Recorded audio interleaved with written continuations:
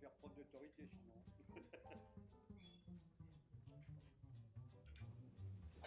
Bon, bonjour à tous et à toutes. Jean-Marie Maury, président de l'Académie, dont j'ai été le membre fondateur. Je vous présente donc Pierre-Luc Lermite. Très bien. Eh bien, bonjour à toutes et bonjour à tous. Bonne année. On en profite de cette période de l'année. Meilleurs vœux à la fois sur le plan personnel et professionnel. Donc, écoutez, parcours assez classique. Je suis ostéopathe depuis maintenant bientôt 8 ans, après avoir fait une école tout simplement après le bac, et c'est classiquement 6 ans à l'époque puisque c'était la formule. Et puis un petit peu après mes études, j'avais encore de l'énergie, donc j'ai fait un diplôme interuniversitaire de droit médical, qui était une belle introduction au droit. On me rend compte que c'était pas juste une question de mémorisation, il ne s'agissait pas d'être hypermnésique pour faire du droit, mais apprendre plutôt une nouvelle gymnastique intellectuelle qui pouvait profiter à l'ostéopathie. Alors j'ai continué un peu à l'université jusqu'à une thèse de doctorat de droit, soutenue le 3 juillet dernier, où certains d'entre vous m'ont fait la gentillesse de leur présence, qui a été tout à fait acceptable et favorable pour moi. Sans l'initiative de l'Académie d'ostéopathie, ce serait très difficile d'imaginer des cycles de conférences sur le concept. Donc il faudrait, je pense, remercier l'Académie au moins pour 3 raisons. D'abord pour l'audace qu'il faut d'organiser des conférences sur le concept, qui est quelque chose qui a tendance parfois à effrayer un certain nombre de nos confrères et qui n'est pas représenté de manière excessive dans la formation ostéopathique actuelle, eu égard aux articles réglementaires de 2014 qui, justement, homogénéisent normalement un peu la formation en ostéopathie. Donc ensuite, j'aimerais aussi remercier l'Académie pour ne pas m'avoir invité en même temps que André Ratio, non pas que j'ai quelque chose contre lui, mais sinon, l'ostéopathie toulousaine aurait été représentée de manière surabondante.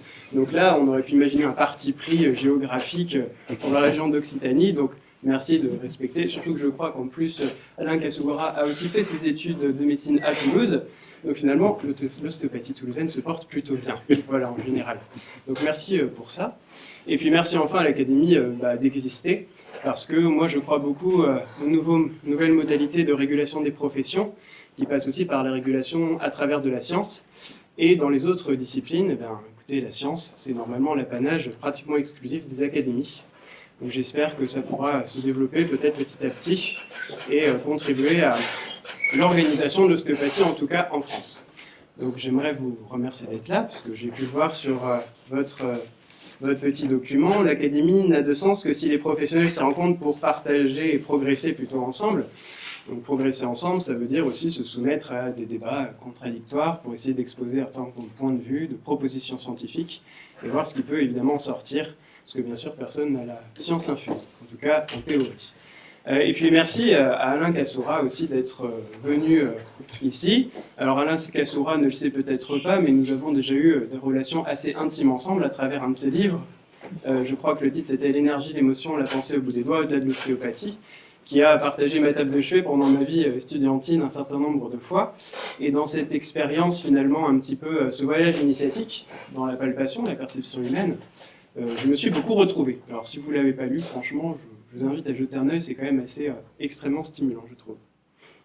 Voilà ce que je peux dire. Alors mon sujet concerne la médicalité de l'ostéopathie. Alors la médicalité, plus exactement, dans une approche épistémologique, d'une ontologie médicale applicable à l'ostéopathie. Et c'est peut-être là où vous dites que vous auriez mieux fait d'applaudir avant que je parle plutôt qu'en attendant la fin de mon propos, parce que parfois ça peut être un petit peu austère comme terme, pour en avoir un petit peu discuté. Parfois le lexique est quelque chose de difficile à aborder quand on n'a pas tout à fait l'habitude des sciences humaines.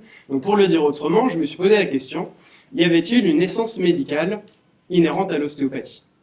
Mais évidemment, pour penser cette question, dans essence médicale, il y a essence médicale. Et donc je me suis dit que finalement, il y avait un lien très fort entre la médecine dite occidentale et l'ostéopathie, qui nous empêchait de penser l'essence médicale de l'ostéopathie sans penser l'essence médicale de la médecine.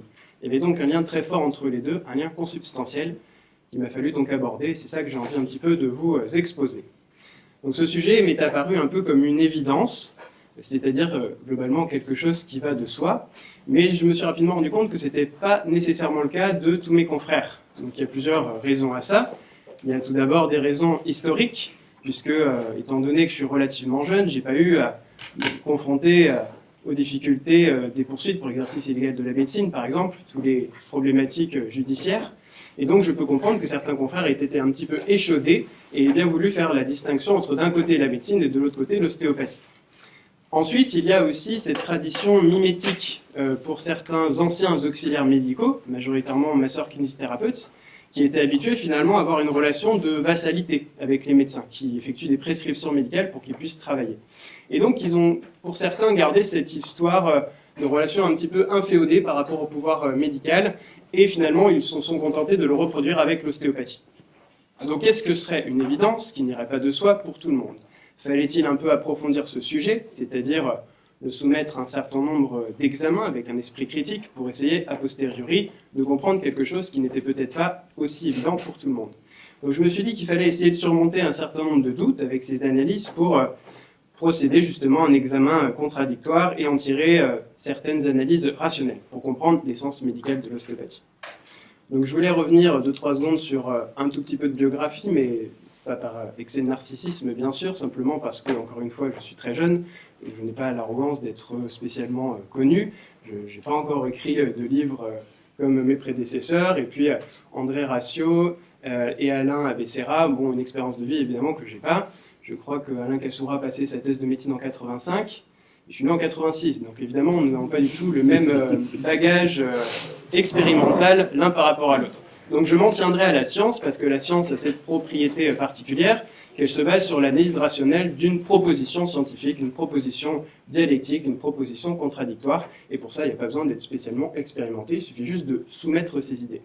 Donc je m'en tiendrai à la science. Alors évidemment, peut-être un instant revenir sur pourquoi faire une thèse.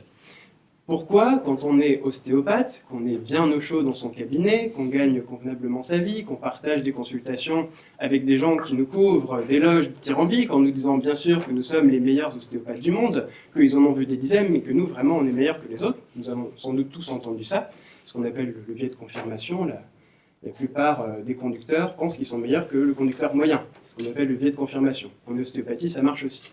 Donc pourquoi s'extraire de ce confort finalement de pratique pour se soumettre à des débats contradictoires, idéologiques sur ce que c'est que l'essence médicale? Pour ma part, c'est essentiellement pour 2 raisons. Parce que, comme chacun sait, les ostéopathes sont obligés de faire de la formation continue. Ça, c'est dans la loi du 4 mars 2002, article 75, on est obligé de faire de la formation continue. Donc en bon élève discipliné, après mon diplôme, je suis allé faire des formations. Et j'étais dans un état d'insatisfaction chronique, systématique, face à un certain nombre de formateurs qui me renvoyaient toujours dans quelque chose qui ne me convenait pas. En général, c'était des partages d'expériences. Donc évidemment, c'est quelque chose de très intéressant quand on débute, il y a plein de choses à apprendre dans l'expérience, mais il y avait 2 biais qui revenaient systématiquement. Quand on essayait d'apporter une contradiction, c'était « tu verras, quand tu auras 30 ans de pratique, tu seras d'accord avec moi ». Bon, j'avais entre 0 et 3 ans d'expérience, je me suis dit « faut-il attendre 27 ans pour me dire finalement il avait raison ou il avait tort ?» C'est pas possible. Et il y avait le renvoi systématique au relativisme général. C'est-à-dire, on peut faire ci, on peut faire ça, on peut faire tout, et on peut faire son contraire, et tout marche, et donc rien n'a sens. Donc ça me renvoyait encore dans l'état d'insatisfaction systématique. Et assez rapidement, je me suis donc dit que les ostéopathes n'étaient simplement pas habitués au raisonnement scientifique et à la méthodologie de la recherche. C'est pour ça que j'ai eu envie de creuser cet aspect, tout en continuant bien sûr les consultations, qui est notre corps de métier. Donc il a fallu se lancer dans une thèse, alors évidemment une vraie thèse, hein, pas sans vouloir offenser personne, pas une thèse d'exercice comme c'est le cas en chirurgie dentaire, en pharmacie ou en médecine. Hein. Je crois que les médecins le reconnaissent aisément, c'est plutôt une thèse de validation de fin de cursus. On le sait, hein, quand on a fait une thèse, docteur Chantal Repart pourrait sans doute le dire, une thèse, c'est un travail de 3e cycle beaucoup plus exigeant que simplement valider un diplôme de fin de parcours. Si les masters d'ostéopathie étaient à l'université, on appellerait ça thèse d'ostéopathie, et à l'époque, quand on faisait 6 ans d'études, ça se serait appelé doctorat d'ostéopathie. Donc c'est pas forcément quelque chose de toujours excessivement exigeant. Par contre, une thèse de droit, de psychologie ou d'autre chose, ça demande une exigence méthodologique un petit peu plus développée. Donc j'ai essayé de regarder ce qu'il y avait en recherche en ostéopathie en France, et j'ai constaté, comme certainement la plupart d'entre vous, que c'était assez pauvre et que ça tenait souvent à des initiatives individuelles qu'il faut toujours évidemment valoriser. Mais c'était assez faiblement efficace parce qu'on se heurtait à des problèmes de budget, des problèmes de ressources humaines, et quand ces 2 problèmes étaient contournés, après il y avait très peu de visibilité, donc très peu d'efficacité. Ce qu'on dit de manière euphémique, quand un film ne marche pas, on dit « il n'a pas rencontré son public », mais c'est un petit peu pareil avec la recherche en ostéopathie, parfois ça a du mal à se circuler et à contacter les gens qui seraient susceptibles d'être intéressés par ça. Donc je me suis dit, faisons une thèse d'ostéopathie. Ah, pas de bol, ça n'existe pas, sauf aux États-Unis. Et à l'époque, en Angleterre, il y avait un PhD programme, mais c'était vraiment très cher, au-delà de mes moyens, et en plus, ce programme s'est arrêté. Donc malheureusement, c'était pas possible.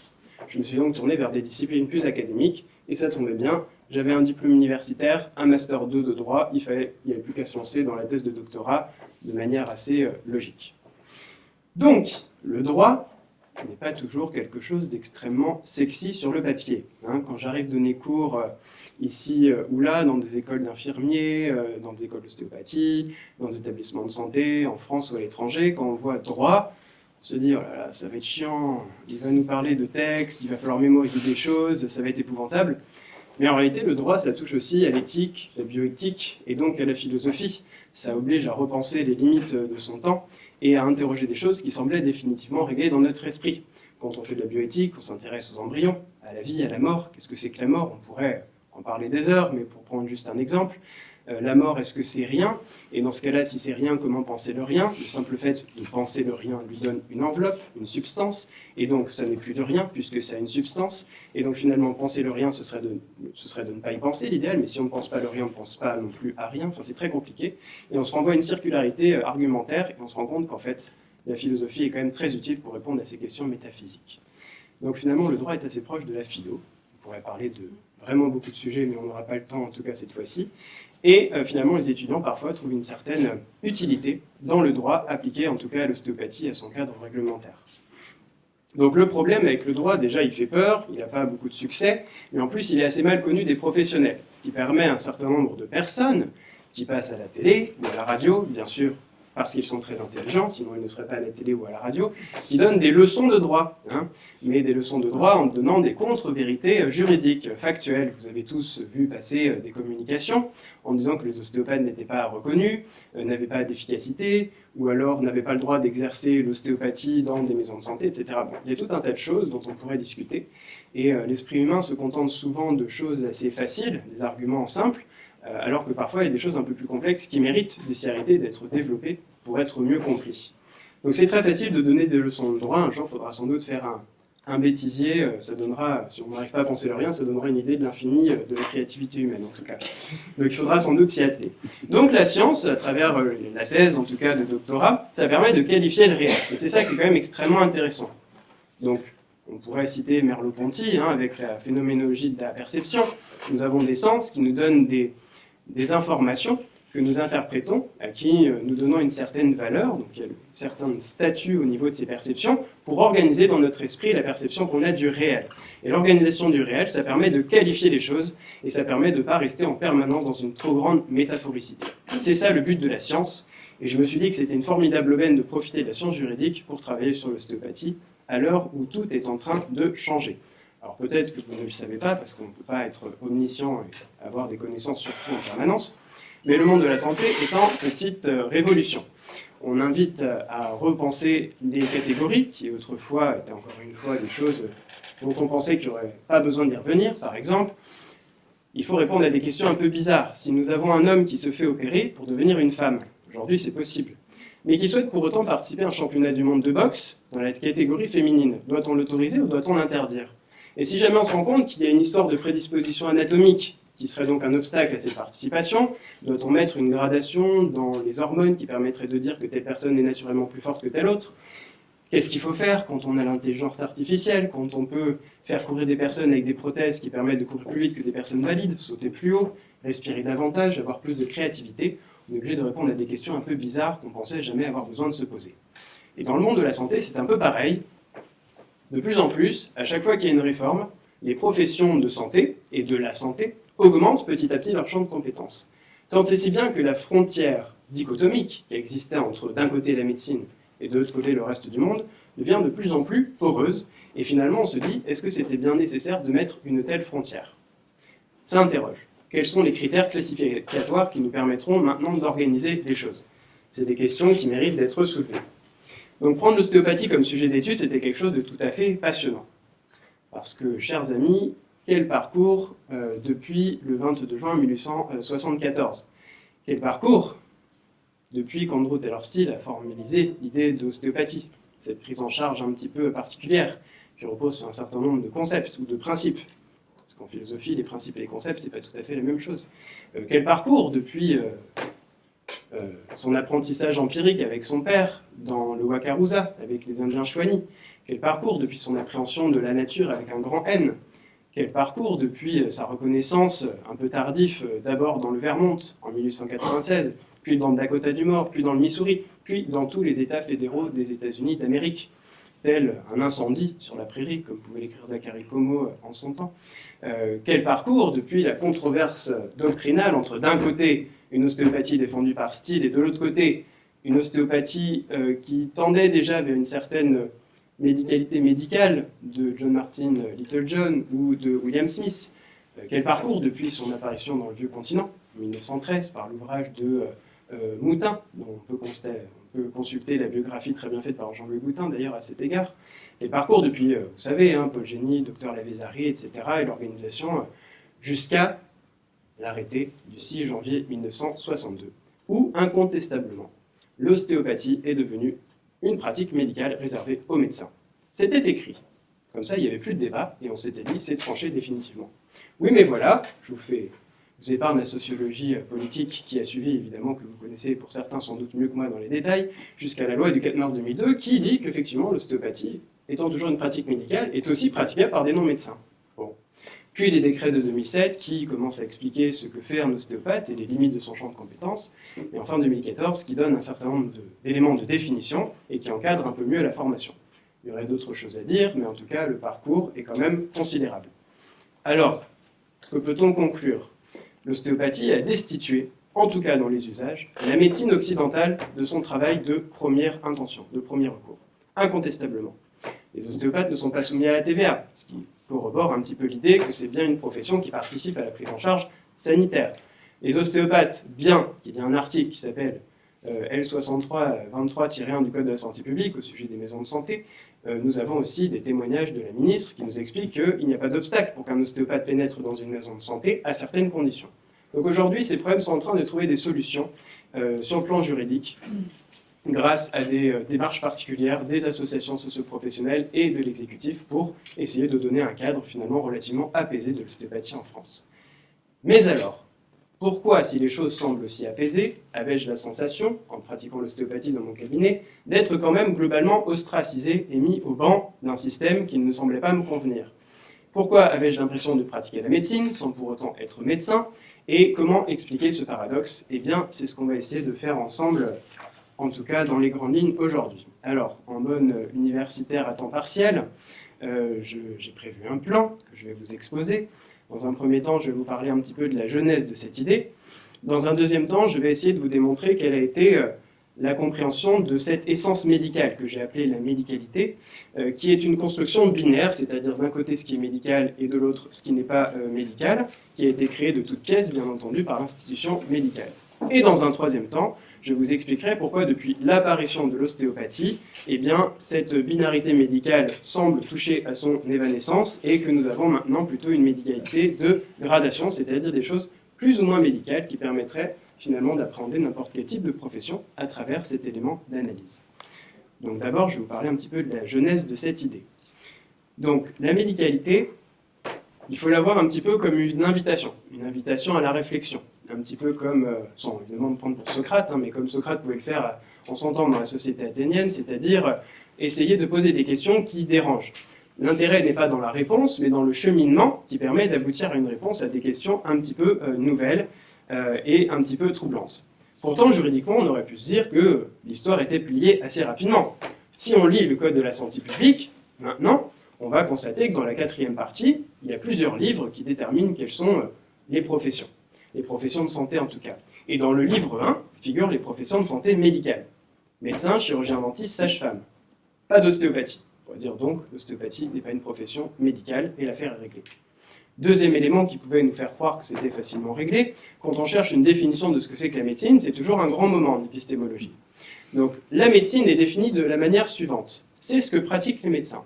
Et à la question que pratiquent les médecins, eh bien de la médecine. Et on tombe sur une circularité qui s'appelle en épistémologie une tautologie, qui nous renvoie à quelque chose qui est informe, non circonscrit et difficile bien entendu à appréhender de fait. Donc, ça me plaçait dans le plus grand embarras jusqu'à ce que je comprenne que je me posais plutôt mal la question, et qu'en fait, l'ostéopathie apparaissait comme un élément plutôt subversif davantage, plutôt que quelque chose de disruptif. Pour le dire autrement, l'ostéopathie n'apportait pas une rupture, mais invitait véritablement à une révolution, pour renverser l'ordre établi initialement par une médicalité qui serait donc exclusivement médicale. Donc pour ça, il a fallu faire un travail de généalogie, ce que Michel Foucault appelait l'archéologie du savoir dans un ouvrage éponyme, c'est-à-dire vraiment faire des fouilles archéologiques. Qu'est-ce que la médicalité, puisqu'elle n'a pas toujours existé? Il a bien fallu un moment que ça se mette en place. Dans quelles conditions cela s'est mis en place? Quels sont les problèmes qui ont été posés? Quelles solutions ont été proposées à ces questions? Ça, c'est un travail de généalogie, jusqu'à ce que la pensée soit totalement assujettie par cette idée que oui, bien sûr, la médecine, c'est réservé aux médecins. La preuve, médecine, médecin. Ah oui, donc rien d'autre n'est possible, et surtout pas d'invitation à repenser cette logique qui semble complètement immanente et réglée définitivement. Or, c'est pas le cas. Donc nous avons un certain nombre de philosophes et de penseurs, notamment je pense à Antonio Gramsci, qui explique ça très bien, les mécanismes de l'évidence peuvent être évidemment déconstruits. Donc pour ça, il a fallu faire la différence entre ce qu'on a d'un côté qui s'appelle les croyances et de l'autre côté ce qu'on a qui s'appelle les connaissances. Alors, il faudrait sans doute 1 heure ou 2 pour expliquer la différence épistémologique entre les deux. Mais en gros, les croyances sont plutôt quelque chose de l'ordre de l'intime, de l'ordre des idées qui nous plaisent, selon Pascal, ou de l'ordre des états mentaux qui nous conviennent, comme pouvait l'écrire David Hume. Et les connaissances sont plutôt des choses extériorisées à nous-mêmes, qui subissent un certain nombre de développements, de travail d'investigation pour avoir ensuite des preuves. Donc il y a des critères qui ont été mis en place par certains philosophes comme Karl Popper avec la falsification, etc., pour voir quelle est la structure d'une connaissance et lui attribuer un statut différent de la croyance.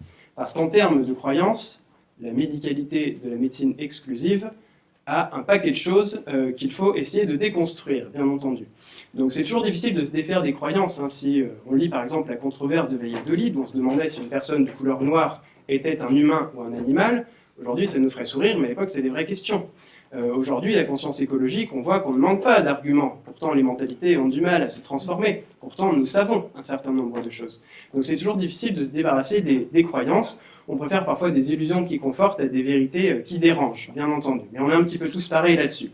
Donc le but de mon étude était de sortir d'un phénomène de culturalisation qui, évidemment, comme vous le savez, l'histoire est toujours écrite par les gagnants. Les gagnants de cette histoire, c'est les médecins, bien entendu, la médecine allopathique, qui a gagné ce combat idéologique.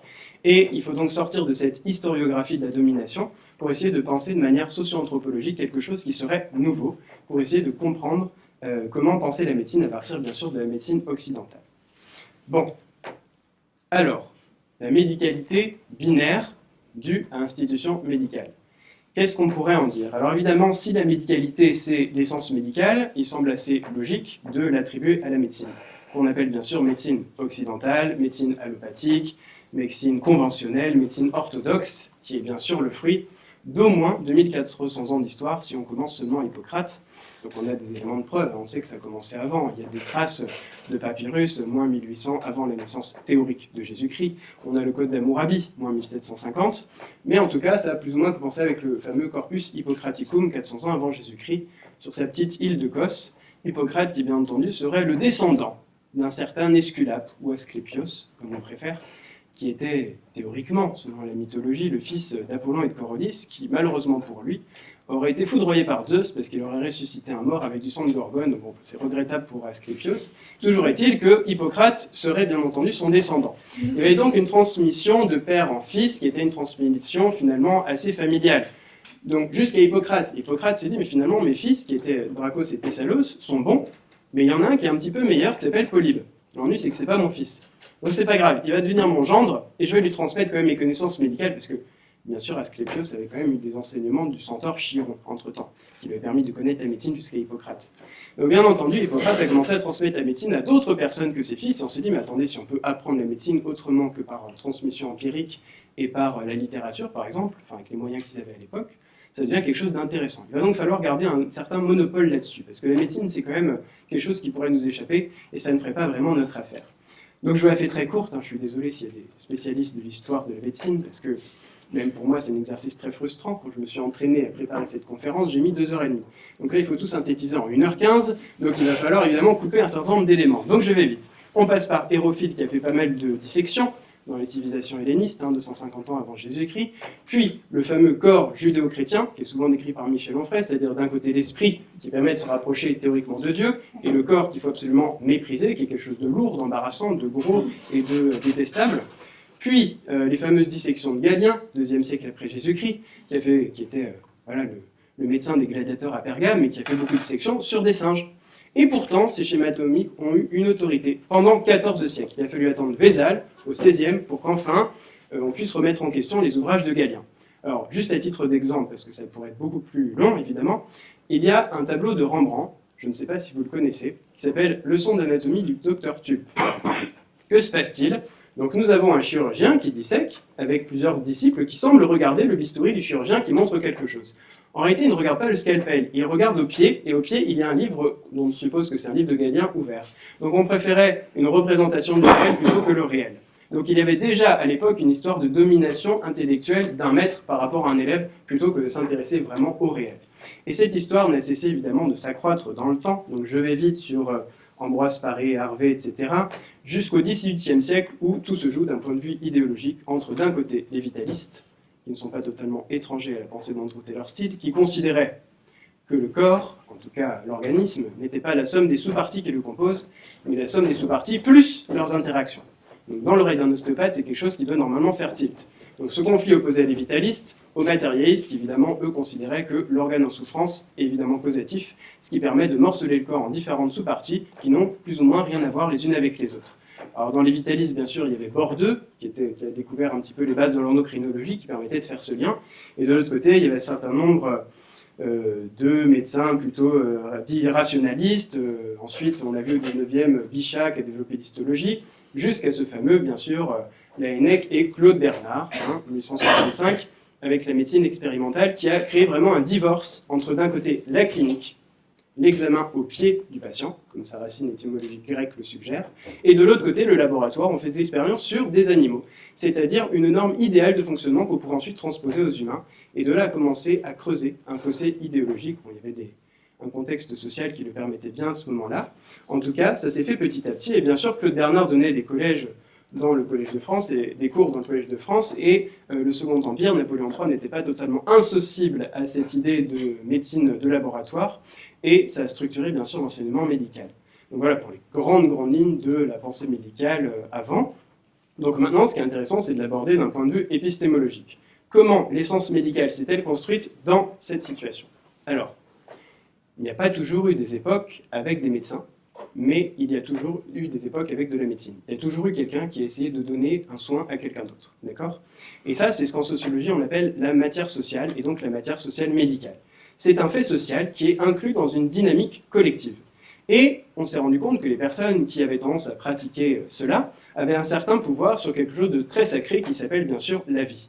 Et donc, comme toutes les créations sociales donnent un certain pouvoir sur les choses, un certain nombre de théoriciens comme Maurice Horiou disent que les conquêtes de pouvoir se propagent toujours avec des conflits et des guerres pour essayer de maintenir ce pouvoir et surtout après de ne jamais le partager. Alors nous avons aussi Marcel Mauss qui nous explique que les embryons de médecins de l'époque avaient compris que c'était quelque chose de l'ordre de la magie, qu'ils s'intéressaient aux choses, des préoccupations assez nobles dans l'existence, finalement quelque chose qui les distinguait des autres et qui leur donnait un certain statut, quelque chose qu'ils n'étaient pas forcément prêts à partager. Donc comment conserver ce pouvoir ? Après, ça, on peut lire plein de choses, il y a Nicolas Machiavel qui en parle très très bien. Eh bien, il faut créer des conditions dans lesquelles ce pouvoir ne peut plus nous échapper. C'est ce qu'a fait l'institution médicale, en créant la médicalité binaire, c'est-à-dire d'un côté la médecine réservée aux médecins et de l'autre le reste du monde qui s'est organisé petit à petit. Et donc, la matière sociale médicale a évolué en groupe social médical. Quelle était la différence entre les deux ? C'est que ça donnait un certain statut juridique qui partageait une certaine jouissance de ce pouvoir. Et donc, bien sûr, le but majeur était d'éliminer la concurrence. Donc pour ça, il y a eu évidemment la structuration de l'enseignement médical, on pourra en parler longtemps, ça a commencé avec Julien au IVe siècle, puis petit à petit on a écarté le clergé, avec le concile de Reims en 1131, on a écarté avec les ordonnances d'Henri III les chirurgiens barbiers des chirurgiens, alors on pourra en parler très longtemps, il a fallu attendre la fameuse fistule anale de Louis XIV, opérée par un chirurgien, pour que la chirurgie écrive ses lettres de noblesse, donc ils auraient sans doute préféré soigner des syndromes neurologiques complexes, mais non, ils sont arrivés au pouvoir grâce à l'anus de Louis XIV, donc écoutez, Chacun son truc. Voilà. Et petit à petit, évidemment, écarter d'autres professionnels qui s'appelaient les officiers de santé, créés en 1803. Alors, je reviens toujours sur ce fameux Madame Bovary. Charles Bovary était donc pas médecin, mais officier de santé. C'est-à-dire qu'il avait fait une école secondaire de médecine, et les officiers de santé étaient consignés dans les campagnes. Les seules personnes autorisées à pratiquer en ville étaient donc bien sûr les médecins. Et les officiers de santé étaient donc des sous-médecins qui avaient le droit de faire un certain nombre d'actes limités. Et ça n'allait encore pas à l'institution médicale. Ils les ont donc plus ou moins dégagés sur le plan juridique en 1892, où la seule pratique médicale appartenait aux médecins. Donc c'était ainsi très commode pour lutter contre d'autres professions qui pouvaient essayer éventuellement de prendre un petit peu une pratique médicale qui leur était donc réservée. Donc ça s'est structuré petit à petit avec ce qu'on appelle en sociologie des collectifs organisés. Il y a donc eu l'Académie de médecine, il y a donc eu l'Ordre des médecins, les fédérations de médecins, les syndicats de médecins, l'Agence de la biomédecine, le Conseil consultatif national d'éthique, j'en passe et des meilleurs. Ce serait très intéressant sans doute de développer le caractère finalement assez corporatif de ce fonctionnement sociologique. Il y a beaucoup d'écrits là-dessus. Je pense que aisément vous pouvez imaginer un petit peu à quoi ça peut ressembler, sans beaucoup d'efforts supplémentaires. Et donc une fois que tout ceci a été créé, avec le monopole, il fallait être sûr de conserver ce monopole dans le temps. Et donc ça s'appelle l'autopoïèse. Alors c'est peut-être un terme qui vous est familier parce que ça a été créé par des biologistes à la base, c'est-à-dire le renouvellement endogène de ses propres attributs. Et donc l'autopoïèse en sociologie, ça passe par une reproduction passive, puisque la reproduction de quelque chose dans le temps, c'est beaucoup plus facile que la création de quelque chose de nouveau, parce qu'il suffit simplement de laisser les choses suivre leur cours et de reproduire normalement ce qui existe déjà. Par contre, créer quelque chose qui apporte de la dissidence, eh ben, ça c'est beaucoup plus exigeant d'un point de vue sociologique. Donc on a tendance plutôt à reproduire quelque chose qui est déjà en place, considérant que c'est normal, c'est légitime, puisque c'est déjà là. Pourquoi le changer ? Et donc ça a permis de se reproduire comme ça dans le temps. Évidemment, il y avait des outils pour ça. Il y avait ce qu'un politiste appelle des positions de prédation de l'institution médicale au Sénat, à l'Assemblée nationale, dans un certain nombre de collectivités, pour essayer de maintenir ce pouvoir et faire comme si c'était quelque chose d'absolument évident. Donc évidemment, il y avait aussi la protection des usagers. On disait que les médecins vraiment soignent les gens. Et il fallait protéger les gens de dangereux charlatans.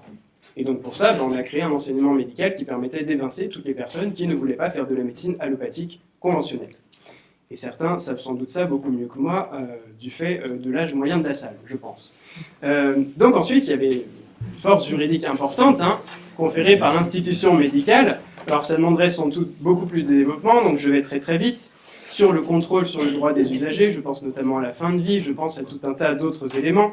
Il y a les recommandations de bonne pratique, qui mériteraient sans doute aussi un débat plus approfondi, qui sont publiées pour orienter le comportement des professionnels.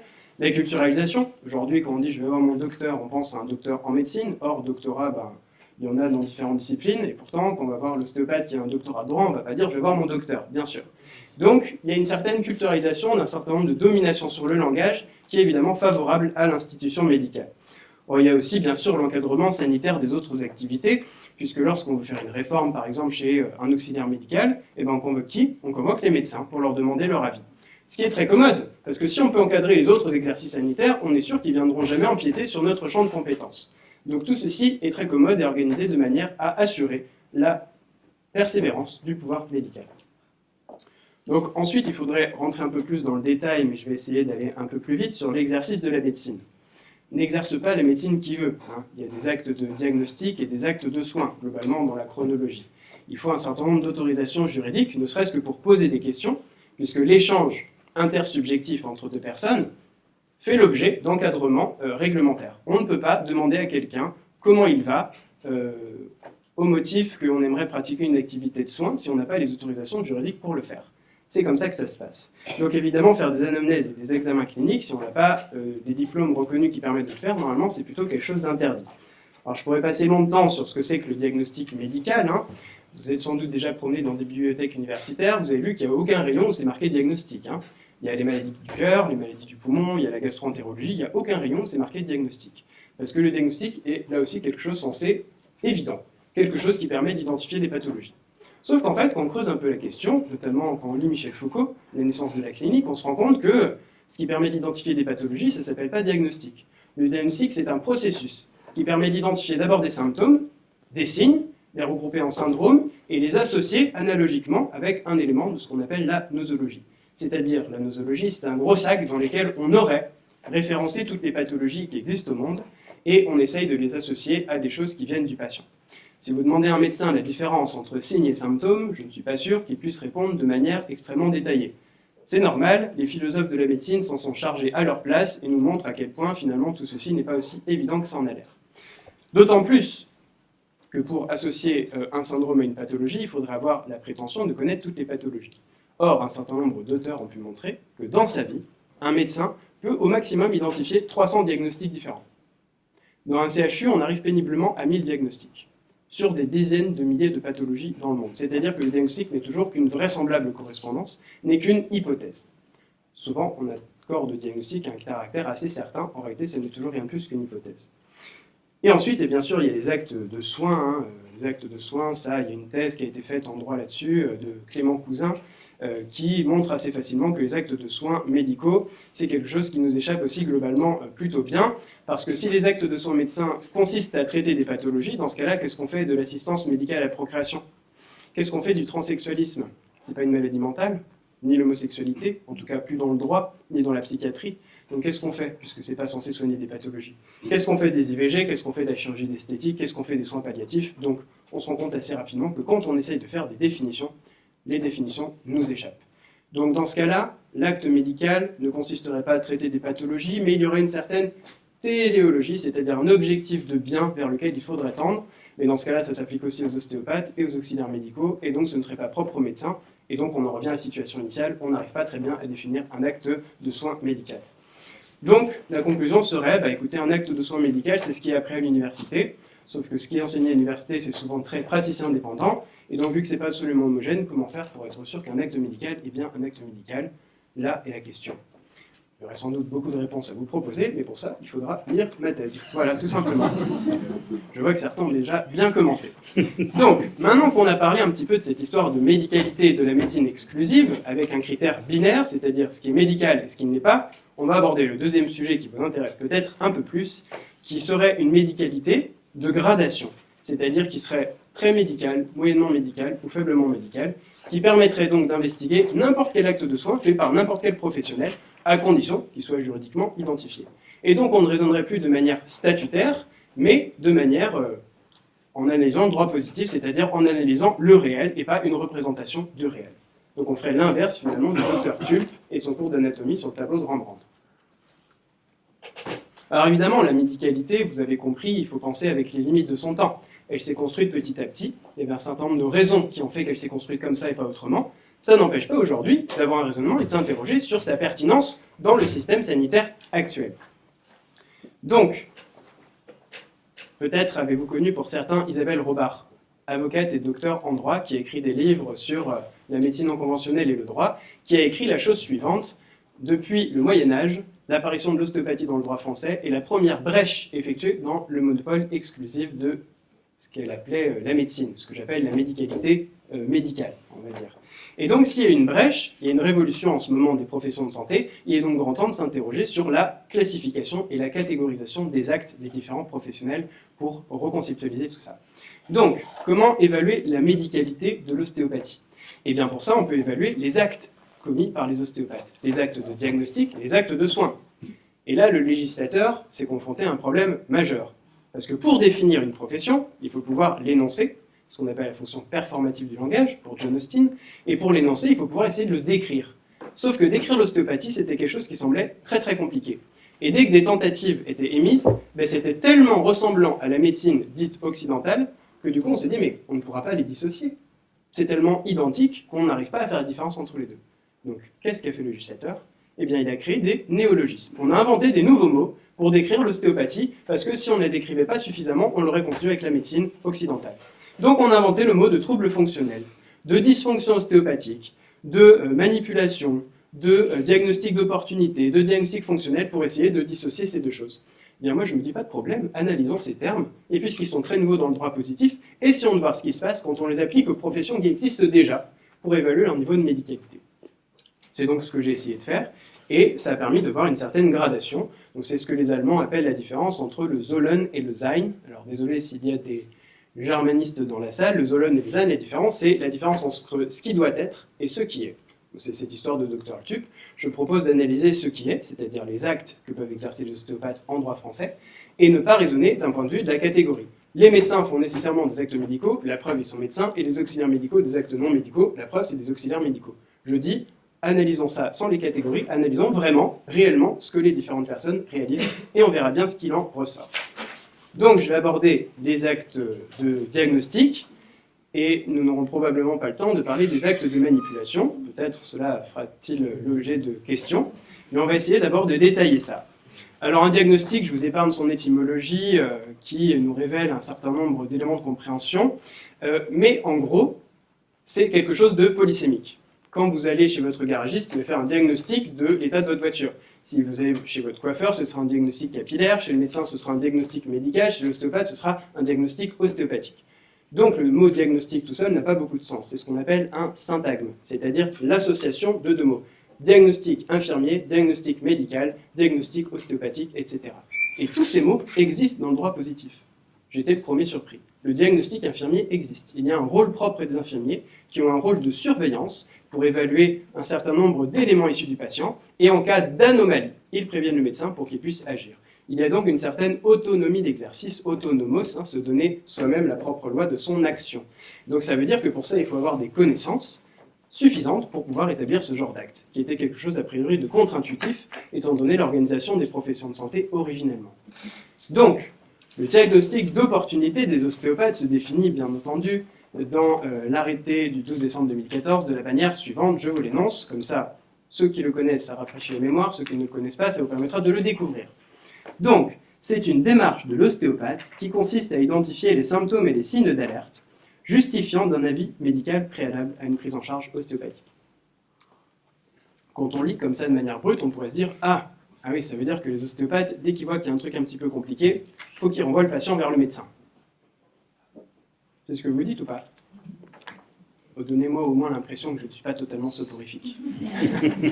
Oui, à peu près. En réalité, c'est un usage qui est assez commun en médecine. Alors vous ne savez peut-être pas, mais il y a une décision de la Cour de cassation de 2012 qui explique qu'un médecin, vous savez, depuis 2004, il y a eu une réforme médicale avec une médecine de spécialité. Les médecins, s'ils veulent exercer une autre spécialité, il faut qu'ils retournent à l'université, qu'ils passent des diplômes et qu'ils changent de spécialité. Et en 2012, la Cour de cassation a rendu une décision qui a condamné un médecin qui exerçait son métier et qui a traité un patient qui n'appartenait pas à sa spécialité.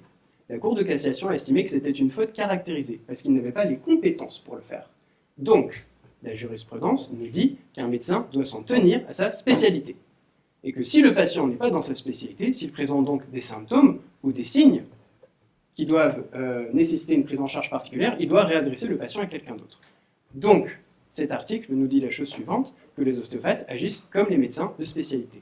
Ils décident eux-mêmes s'ils prennent le patient dans leur champ de compétences, ou s'il n'y répond pas, ils le renvoient vers un autre spécialiste. C'est la même mécanique. C'est la même mécanique.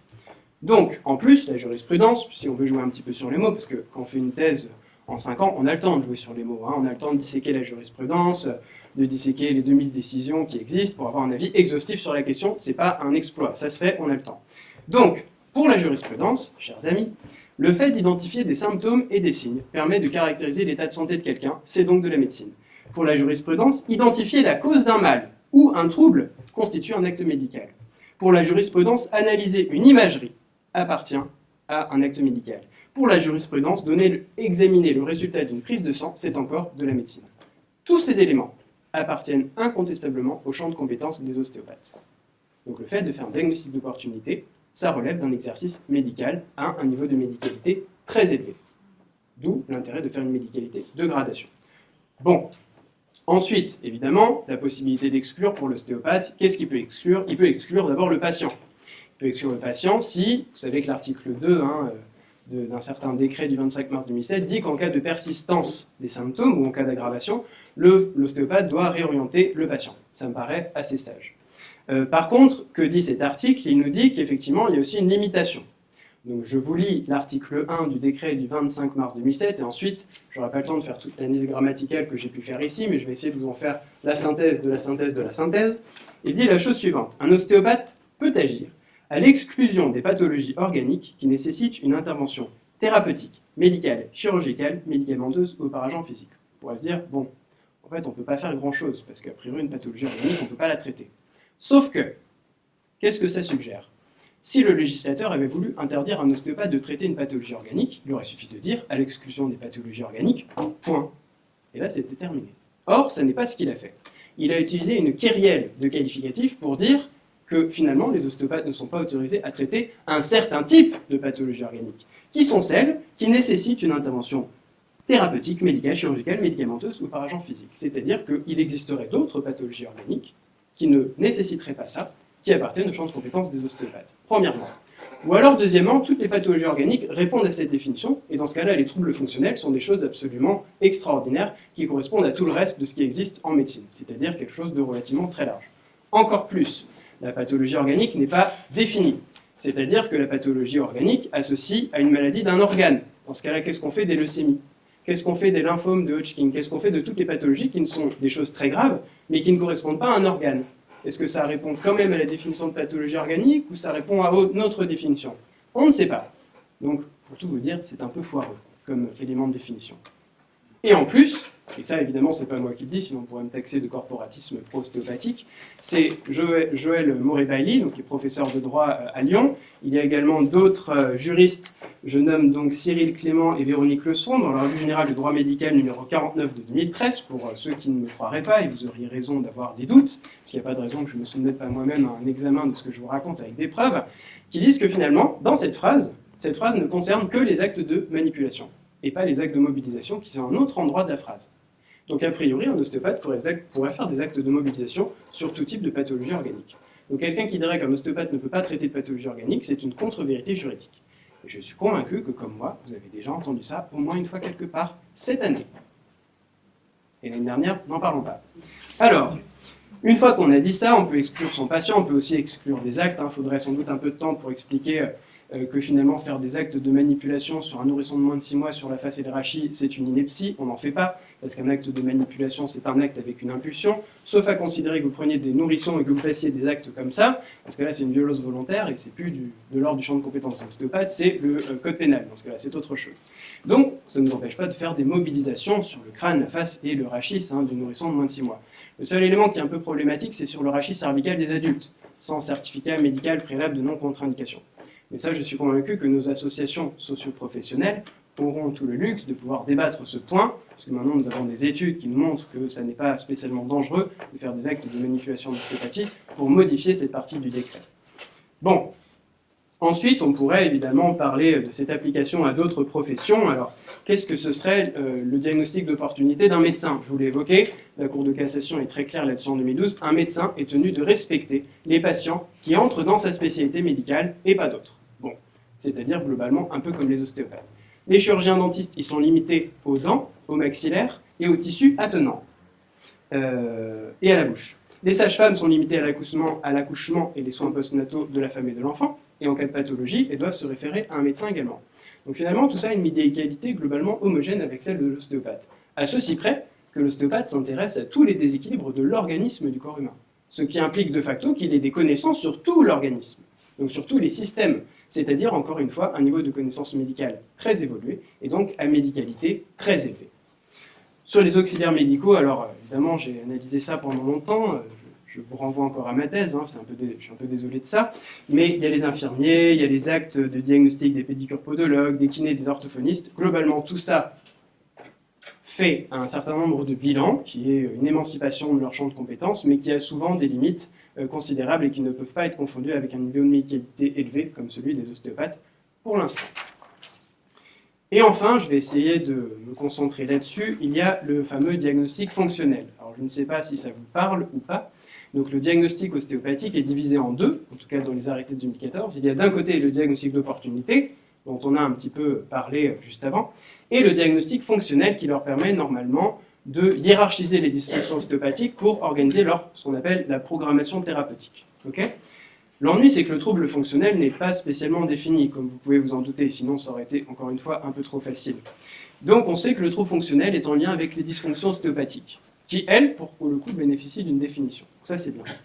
Donc effectivement, c'était un jeu politique il fallait bien créer quelque chose, sinon, encore une fois, si l'ostéopathe ne traitait pas des troubles fonctionnels, on n'aurait pas pu les différencier des médecins.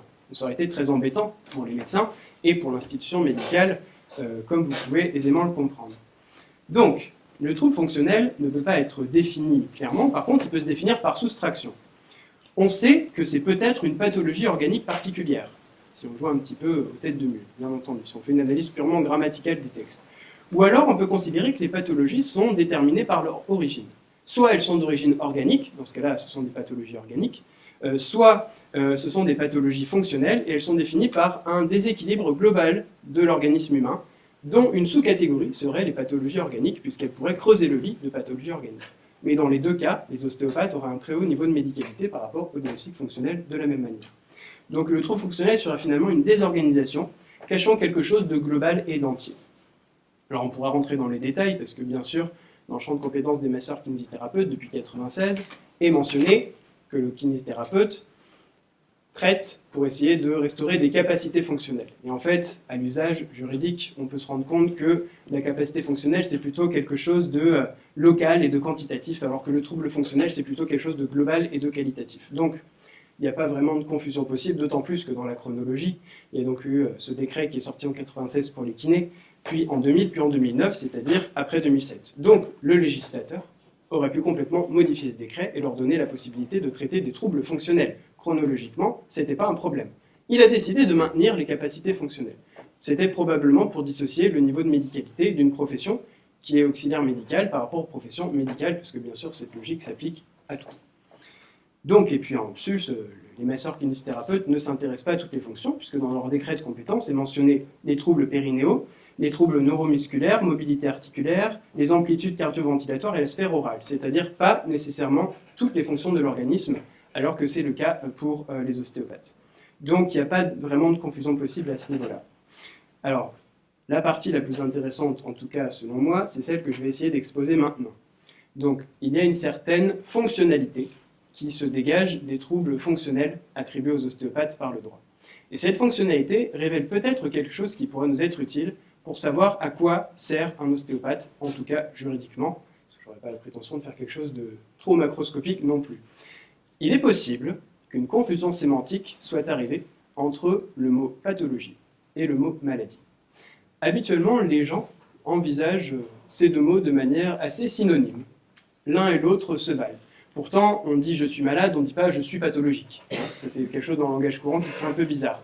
Et en fait, la définition de ces deux mots pourrait nous indiquer que les médecins s'intéressent plutôt à la pathologie, c'est-à-dire au diagnostic qui permet d'identifier un trouble qui appartient au gros sac que je vous ai appelé le champ nosologique, ou nosographique, ou taxinomique, comme vous voulez, aucune importance. Et les ostéopathes s'intéresseraient plutôt à la maladie. Étymologiquement, le mal habitus, c'est-à-dire un trouble général qui correspondrait davantage au trouble fonctionnel et qui aurait une bonne concordance conceptuelle avec l'ostéopathie dont nous sommes les héritiers à travers les ouvrages d'Andrew Taylor-Still et la pensée qui a été véhiculée par la suite. Alors je vais essayer de vous expliquer ça rapidement. Donc s'intéresser à la fonctionnalité en santé, en tout cas dans le domaine du droit, ça a révélé que finalement la fonctionnalité pourrait être un espèce de curseur entre le normal et le pathologique. Alors Georges Canguilhem, qui était philosophe avant d'être médecin, a écrit un ouvrage dont tout le monde parle mais que personne n'a jamais lu, qui s'appelle « Le normal et le pathologique ». Le normal et le pathologique, il essayait donc de déterminer quelle est la différence en fait entre quelque chose qui, a priori, correspond à une certaine norme et quelque chose qui sort de cette norme et qui s'appellerait la pathologie. Alors, je vais vous faire la genèse très très rapide pour vous expliquer le contexte. Donc, dans un premier temps, on expliquait qu'il y avait une différence qualitative entre le normal et le pathologique. Quelqu'un qui n'est pas malade et quelqu'un qui est malade, ça n'est pas la même chose. Donc ça, c'est plutôt Brousset qui l'a déterminé. Et Claude Bernard a dit non, non, non, il n'y a pas une différence qualitative, il y a une différence quantitative. Il a analysé les fonctions glycogéniques du foie et s'est dit, au-delà d'un certain curseur, on peut dire qu'il y a une hyperglycémie, et donc il y aura peut-être un diabète, etc. Donc finalement, on va identifier des seuils et des biomarqueurs. On va dire que la tension artérielle, ça va de tel chiffre à tel chiffre pour la diastole et la systole. Au-delà, c'est l'hypertension artérielle, et il faut l'investiguer médicalement. Telle fonction de l'organisme correspond à tel volume de diurèse. La fonction ventilatoire, c'est le volume courant, etc., etc. Donc on a commencé à mathématiser le corps et lui donner finalement des biomarqueurs pour dire en dessous de ce seuil, tout est normal, au-delà de ce seuil, c'est une pathologie. Pourquoi pas? Et finalement, on s'est dit la chose suivante, en tout cas, évidemment, c'est pas moi qui l'ai dit, c'est Kurt Goldstein. Il a dit finalement, c'est un peu indiscernable tout ça, parce que même s'il y avait des critères avec des seuils, Si on pousse à l'extrême, il y a quand même une différence qualitative entre quelqu'un de malade et quelqu'un qui n'est pas malade. Donc tout ça est une histoire de continuité. Donc finalement, il y a un principe d'indiscernabilité entre le normal et le pathologique. Et on en revient à la case départ. Donc de ce constat un peu affolé, ont émergé deux théories. La première, c'est celle de Claude Bernard, qui est favorable aux médecins, de médecine occidentale, et l'autre, c'est celle de Georges Canguilhem, qui serait plutôt favorable aux ostéopathes. La logique de Claude Bernard est de dire qu'il y a des normes idéales de fonctionnement avec des chiffres et des marqueurs. Ce qui pose un certain nombre de problèmes, parce qu'un maître yogi, si on prenait vraiment son pouls, on aurait de quoi penser qu'il est vraiment malade. Si on évalue la tension artérielle ou le pouls d'un marathonien, c'est pareil, et un bodybuilder est en obésité morbide pour l'indice de masse corporelle. Et pourtant, ça peut être un sportif de haut niveau. Donc, il y a cette norme qui correspond à une pathologie, qui correspond à un traitement, et qui irait plutôt bien à la médecine occidentale dans sa façon de fonctionner. Et la théorie de Georges Canguilhem est de dire il n'y a pas de norme. La pathologie, ça n'est pas l'absence de norme. La pathologie, c'est une nouvelle norme. Il n'y a donc pas un normal et un pathologique, il y a une zone de normativité. C'est-à-dire que la santé serait un compromis permanent de fluctuation entre des choses qui sont convenables, des choses qui sont de moins en moins convenables. Et plus on se rapproche des extrémités, plus on a du mal à changer de norme à nouveau. Ce qui serait une concordance parfaite pour les ostéopathes, parce qu'il y aurait des normes de neutralité, des normes de déséquilibre qui sont toujours dans la physiologie, des choses qui sont dans la physiologie à privatif physiologie, et qui pourraient tendre vers une certaine pathologie. Donc une fois que le stade pathologique est arrivé, pas de problème, nous on veut bien envoyer les patients à des médecins dans ces conditions-là. Puisque quelqu'un qui aura un cancer, ce serait peut-être bien qu'il bénéficie d'une prise en charge conventionnelle. Par contre, tout ce qui est entre les deux, c'est-à-dire les fluctuations entre la pathologie et les zones de normativité, tout ça pourrait parfaitement convenir aux ostéopathes. Et donc la logique de fonctionnalité là-dedans, en médecine, aurait un niveau de médicalité très élevé. Parce qu'il faudrait être assez fin diagnostiqueur, finalement, pour pouvoir évaluer ces troubles fonctionnels en permanence et les applications qu'il y aurait sur une zone normative relative à la santé. Ça va ou j'ai perdu tout le monde ? Non. Bon, très bien. Donc ce serait quelque chose d'extrêmement utile. Un bon quart d'heure. Alors je vais enfin pouvoir vous parler peut-être des actes de manipulation. C'est pour ça que je te le dis. Je l'ai ici, tout va bien. Alors, les actes de manipulation. Alors, je vous ai parlé des actes de diagnostic en ostéopathie. Je crois maintenant que j'ai en tout cas essayé de faire la démonstration que la médicalité des actes d'ostéopathie est très élevée pour un certain nombre d'arguments que j'ai développés. Et on aurait pléthore d'autres à développer, mais il a bien fallu en choisir certains plus que d'autres. Maintenant, on aurait pu parler des actes de soins, puisqu'un ostéopathe, juridiquement, il est autorisé à faire ce qu'on appelle des actes de manipulation et des actes de mobilisation. Alors, vous, ostéopathe, vous savez que c'est excessivement insuffisant, puisqu'entre une personne qui traite le duodénum, le côlon sigmoïde, la plèvre pariétale, le ligament de Morozov, ou quelqu'un qui mobilise une épaule, ça n'est pas tout à fait la même chose. Pour le droit, globalement, tout ça s'appelle acte de mobilisation. Dès lors qu'il y a une impulsion, c'est-à-dire un vecteur de force, et j'essaierai de vous en faire la démonstration, ça se requalifie en acte de manipulation. Et pour le législateur, il y a une différence entre les deux. Donc, l'acte de manipulation est quelque chose de plutôt emblématique pour l'ostéopathie. Non que les ostéopathes soient bien sûr des trusters fous, même si nous avons bénéficié un certain temps de cette image dans la représentation que les gens pouvaient avoir de notre métier, mais simplement, d'un point de vue juridique, c'est l'élément qui permettait de caractériser souvent l'exercice ostéopathique pour savoir s'il y avait exercice illégal de la médecine ou pas. Quand on essayait d'avoir un ostéopathe, un ostéopathe qui n'était pas autorisé à exercer l'ostéopathie, donc pas un ostéopathe, quelqu'un qui pratiquait la médecine illégalement avant 2002, les questions qu'on se posait, c'était a-t-il reçu le patient sans prescription médicale ? Oui, donc il a fait un bilan et un diagnostic, donc il a fait de l'exercice illégal de la médecine. Première possibilité. Deuxième possibilité, certains avaient réussi à filouter un petit peu en disant mais non, j'ai pas fait un diagnostic, j'ai fait un bilan de santé. Je lui ai juste demandé, ça va, vous avez mal à l'épaule à peu près, bon écoutez, je vais faire quelque chose et on verra bien ce qui se passe. Donc j'ai pas fait un diagnostic médical. Bon, parfois ça marchait pas. Quand le juge était sensible à ça, il dit oui, mais vous avez fait des actes de manipulation. Et dans l'arrêté du 6 janvier 1962, les actes de manipulation de spondylo-vertébrothérapie étaient réservés également aux médecins. Donc il fallait savoir si l'ostéopathe a fait ou non des actes de manipulation. Donc finalement, la construction juridique dans la jurisprudence de l'ostéopathie, c'est basé sur le diagnostic et l'acte de manipulation. C'est pour ça que la jurisprudence est beaucoup plus bavarde à ce sujet, et qu'il y a plus d'éléments à analyser pour le chercheur. Donc aujourd'hui, seuls les médecins, les chiropracteurs et les ostéopathes sont autorisés à effectuer les actes de manipulation. Alors, on m'a dit, ici et là, qu'en fait, les masseurs kinésithérapeutes étaient également autorisés à le faire, eu égard à un communiqué de l'ordre des masseurs-kinésithérapeutes, qui donc a raison, puisque c'est l'ordre, bien sûr, c'est bien connu, qui dit que les masseurs-kinésithérapeutes ont le droit de faire des actes de manipulation. Ben, c'est pas ce que dit le droit. En 96, il dit les actes de manipulation, virgule, notamment les manipulations vertébrales. Notamment implique que c'est un qualificatif de la règle générale qui dit pas d'acte de manipulation, pas de geste forcé. D'accord ? Ensuite, on m'a dit oui, mais il y a 2 jurisprudences qui disent qu'un kiné a le droit de faire des manipulations. Alors, il faut les lire, ces jurisprudences. On peut les lire, hein, on peut se les procurer, c'est pas infaisable. Alors, la première, c'était une qualification hasardeuse d'un acte de manipulation qui finalement était, à la lecture du droit positif, un acte de mobilisation qui a été mal qualifié par le juge. C'est pas grave, et surtout que ces jurisprudences sont antérieures à la réglementation de 2014 relative aux manipulations ostéopathiques, qui pose clairement des définitions, et aujourd'hui la confusion n'est plus possible. Donc soutenir qu'un masseur-kinésithérapeute peut faire des actes de manipulation est une ineptie. Mais je laisse à chacun la responsabilité de mobiliser le droit comme il le souhaite, à condition qu'on puisse le prouver. Donc le jour où il y aura du contentieux, on verra bien qui rira le dernier. Je ne souhaite pas que ce soit un kiné, parce que malheureusement pour lui, ce serait dramatique, évidemment. Donc, les actes de manipulation et de mobilisation en ostéopathie ont un point commun. Ils sont habités par la même téléologie, c'est-à-dire, je vous rappelle, l'objectif vers lequel il faut tendre, c'est-à-dire traiter normalement des troubles fonctionnels. Sauf que l'acte de manipulation est considéré comme quelque chose de plus dangereux, et donc demande un niveau d'habilitation théoriquement un peu plus haut, et donc un plus haut niveau de médicalité. Donc, quand on dissèque un petit peu les différents termes qui déterminent ce que c'est qu'un acte de manipulation, on peut en faire la genèse. Pour en faire la genèse, il faut maîtriser un petit peu la linguistique, alors je vais aller un peu vite. Il y a différentes fonctions en linguistique pour analyser un énoncé. On peut analyser les différents mots de manière isolée, c'est ce qu'on appelle le locutoire. On peut analyser les mots au sein d'une phrase, ça s'appelle l'illocutoire, et analyser les mots dans un contexte qui s'appelle le perlocutoire. Je vais vite, on va se contenter des différents énoncés. Donc, l'article 2 du 6 janvier 1962 dit la chose suivante.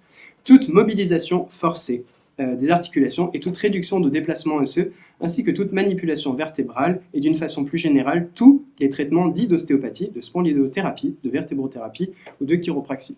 Voilà ce qui était réservé aux docteurs en médecine. Donc là, il n'y a pas d'ambiguïté, les actes de manipulation, c'était de la médecine.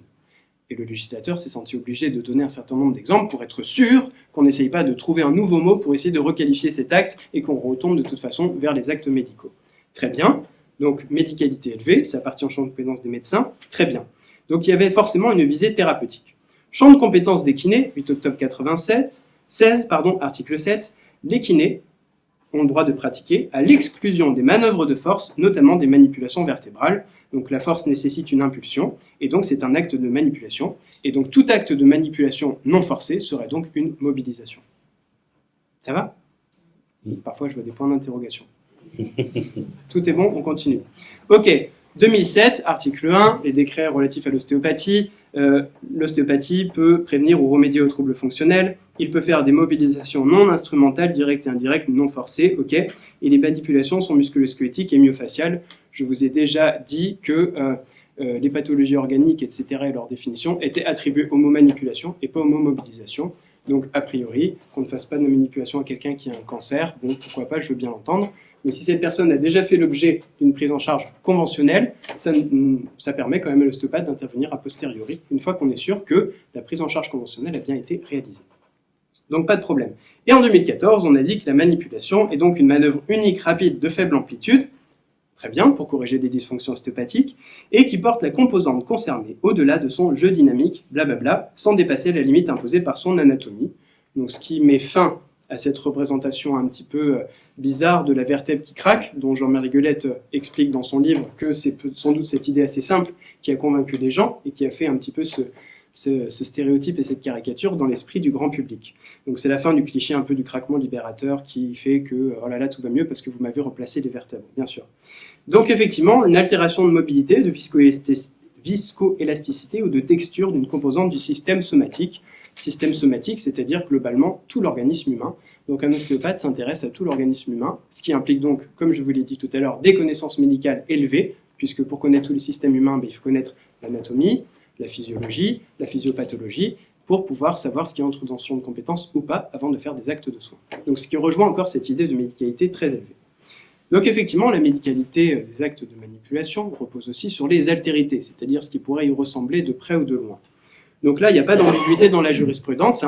La jurisprudence nous dit, alors il y avait tout un tas de mots florissants qui ont essayé d'apparaître pour essayer de contourner la qualification. Donc les massages ne sont pas des actes de manipulation. Il n'existe pas, pour le droit, d'ostéopathie douce et d'ostéopathie dure. Ça, c'est une création artificielle. Ce sont des artifices de langage des gens. Pour le droit, l'ostéopathie, il n'y a pas de douce ou de dure. Quand on fait un acte de manipulation, il y a forcément un vecteur de force. Donc on ne peut pas dire j'ai fait de l'ostéopathie douce et j'ai manipulé. C'est antinomique. On ne peut pas dire j'ai fait non plus une impulsion douce. Si on manipule, il y a un vecteur de force. Donc s'il y a de la force, ça n'est pas doux par définition. Ok, sauf à considérer que les mots n'ont pas de sens. Et je cite une décision de la Cour de cassation. Donc effectivement, la signification, comme disait Wittgenstein, c'est l'usage. Donc dans l'usage, que se passe-t-il? Eh bien, la jurisprudence a essayé, en tout cas, de déterminer qu'il pouvait y avoir deux types d'actes de manipulation. Il pouvait y avoir les actes de manipulation faits par les médecins et ceux qui seraient faits par des ostéopathes. Et on pourrait imaginer que ce soient des actes différents. Donc c'est ce que j'ai essayé de faire dans ma thèse, un petit travail de dialectique avec moi-même, tout simplement en essayant de soumettre cette hypothèse à une analyse. Alors, les actes de manipulation des médecins viennent globalement du déséquilibre, vous savez, du dîme, qui a été créé par Robert Meigne, rapportant certaines techniques de manipulation d'Angleterre, qui a donc amputé le concept ostéopathique pour s'intéresser à quelque chose de local ou de loco-régional. D'accord ? Donc il a procédé à un certain réductionnisme et il a essayé de codifier les actes de manipulation pour les faire entrer dans ce qu'on appelle la classification commune des actes médicaux. Alors je ne sais pas si ça vous parle, c'est un grand tableau dans lequel chaque acte correspond à une certaine nomenclature et donc il y a donc une tarification pour savoir à quel prix rembourser en fonction du secteur pour les usagers. Donc le but de Robert Meigne était de faire pénétrer les actes de manipulation dans ce tableau. Donc pour ça, il fallait dire on manipule quoi, combien ça coûte et qui peut le faire. Bon, donc pour ça, on ne pouvait évidemment pas intégrer ces actes dans un concept global de philosophie de la maladie et de recherche de la santé plutôt que de la maladie. Vous pouvez le formuler en Andrew Taylor Still. Donc il y aurait les manipulations d'un côté des médecins qui seraient différentes par le concept, et de l'autre côté les manipulations ostéopathiques qui s'intégreraient dans un traitement ostéopathique général et qui ne pourraient pas être soustraits, c'est-à-dire pris à part. Une manipulation toute seule, j'espère que vous serez d'accord avec moi pour dire qu'une manipulation toute seule, ça n'a pas de sens. Une manipulation intégrée dans un traitement ostéopathique en a un, puisqu'il y a des raisons d'aboutir à cet acte thérapeutique à un moment ou à un autre. Donc par le concept, on peut imaginer que ces actes seraient différents, mais ils auraient la même valeur juridique. Ou alors, si on était un petit peu taquin, mais j'espère que vous aurez compris que je ne le suis pas du tout, on pourrait imaginer que juridiquement, ces deux actes de manipulation seraient différents et auraient une valeur juridique différente, et donc un niveau de médicalité différent. Donc il y aurait les manipulations des médecins, qui seraient des manipulations forcées, qui auraient un très haut niveau de médicalité, et il y aurait les manipulations des ostéopathes, qui seraient peut-être non forcées. Même si le droit nous dit a priori qu'une manipulation non forcée est une mobilisation, on pourrait essayer d'imaginer ça. Donc quand on essaye de creuser un petit peu tout ce qu'on peut trouver chez Robert Meigne ou ailleurs sur les études qui sont faites sur la manipulation, on se rend compte assez rapidement que finalement, les choses forcées, ça peut aussi bien être des mobilisations que des manipulations. Quand on réduit une luxation antérieure de gléno-huméral, à votre avis, on fait une manipulation ou pas? Est-ce qu'il y a un vecteur de force? On prend l'épaule, est-ce qu'on fait ça dessus? Non, on tire et on recoapte. Par contre, il y a bien de la force qui est déployée pour faire cet acte. Donc il peut exister, pourquoi pas, des mobilisations forcées. Ça peut arriver. Donc un vecteur de force n'est pas forcément l'apanage exclusif de l'acte de manipulation, à certains égards. Par contre, on peut faire des manipulations relativement soft, on pourrait imaginer ça. Par contre, imaginer une manipulation sans vecteur de force, c'est assez difficile. Donc sans impulsion, par définition, ça ne peut toujours pas être une manipulation. Donc finalement, on se retrouve à une espèce de chose un peu bizarre qui, malgré la littérature médicale et la jurisprudence, on n'arrive pas à prouver qu'une manipulation non forcée puisse exister. Même si des mobilisations forcées, on pourrait être capable de les imaginer. Donc ça nous renvoie à quelque chose qui est impossible. Une autre façon de dire qu'elle serait juridiquement différente, ce serait de dire, ok, les actes de manipulation des médecins, ça s'adresse à quelque chose qui n'est plus dans la physiologie. Par contre, les ostéopathes sont obligés de rester dans la physiologie, puisque c'est écrit, ils sont obligés de traiter pour comporter les composantes concernées au-delà de son jeu dynamique, sans dépasser la limite imposée par l'anatomie. Donc vu qu'on est limité par l'anatomie, sinon on sort de l'articulation, et dans ce cas-là c'est une luxation, bien sûr, eh bien il faut respecter une certaine physiologie.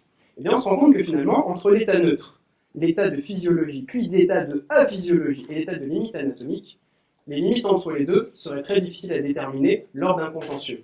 Bien heureux serait la personne capable de dire « Oui, je fais une manipulation intervertébrale, par exemple, je suis resté dans la physiologie, ou j'ai basculé dans la privative physiologie. Franchement, si quelqu'un est capable de le faire avec des capteurs, je suis preneur.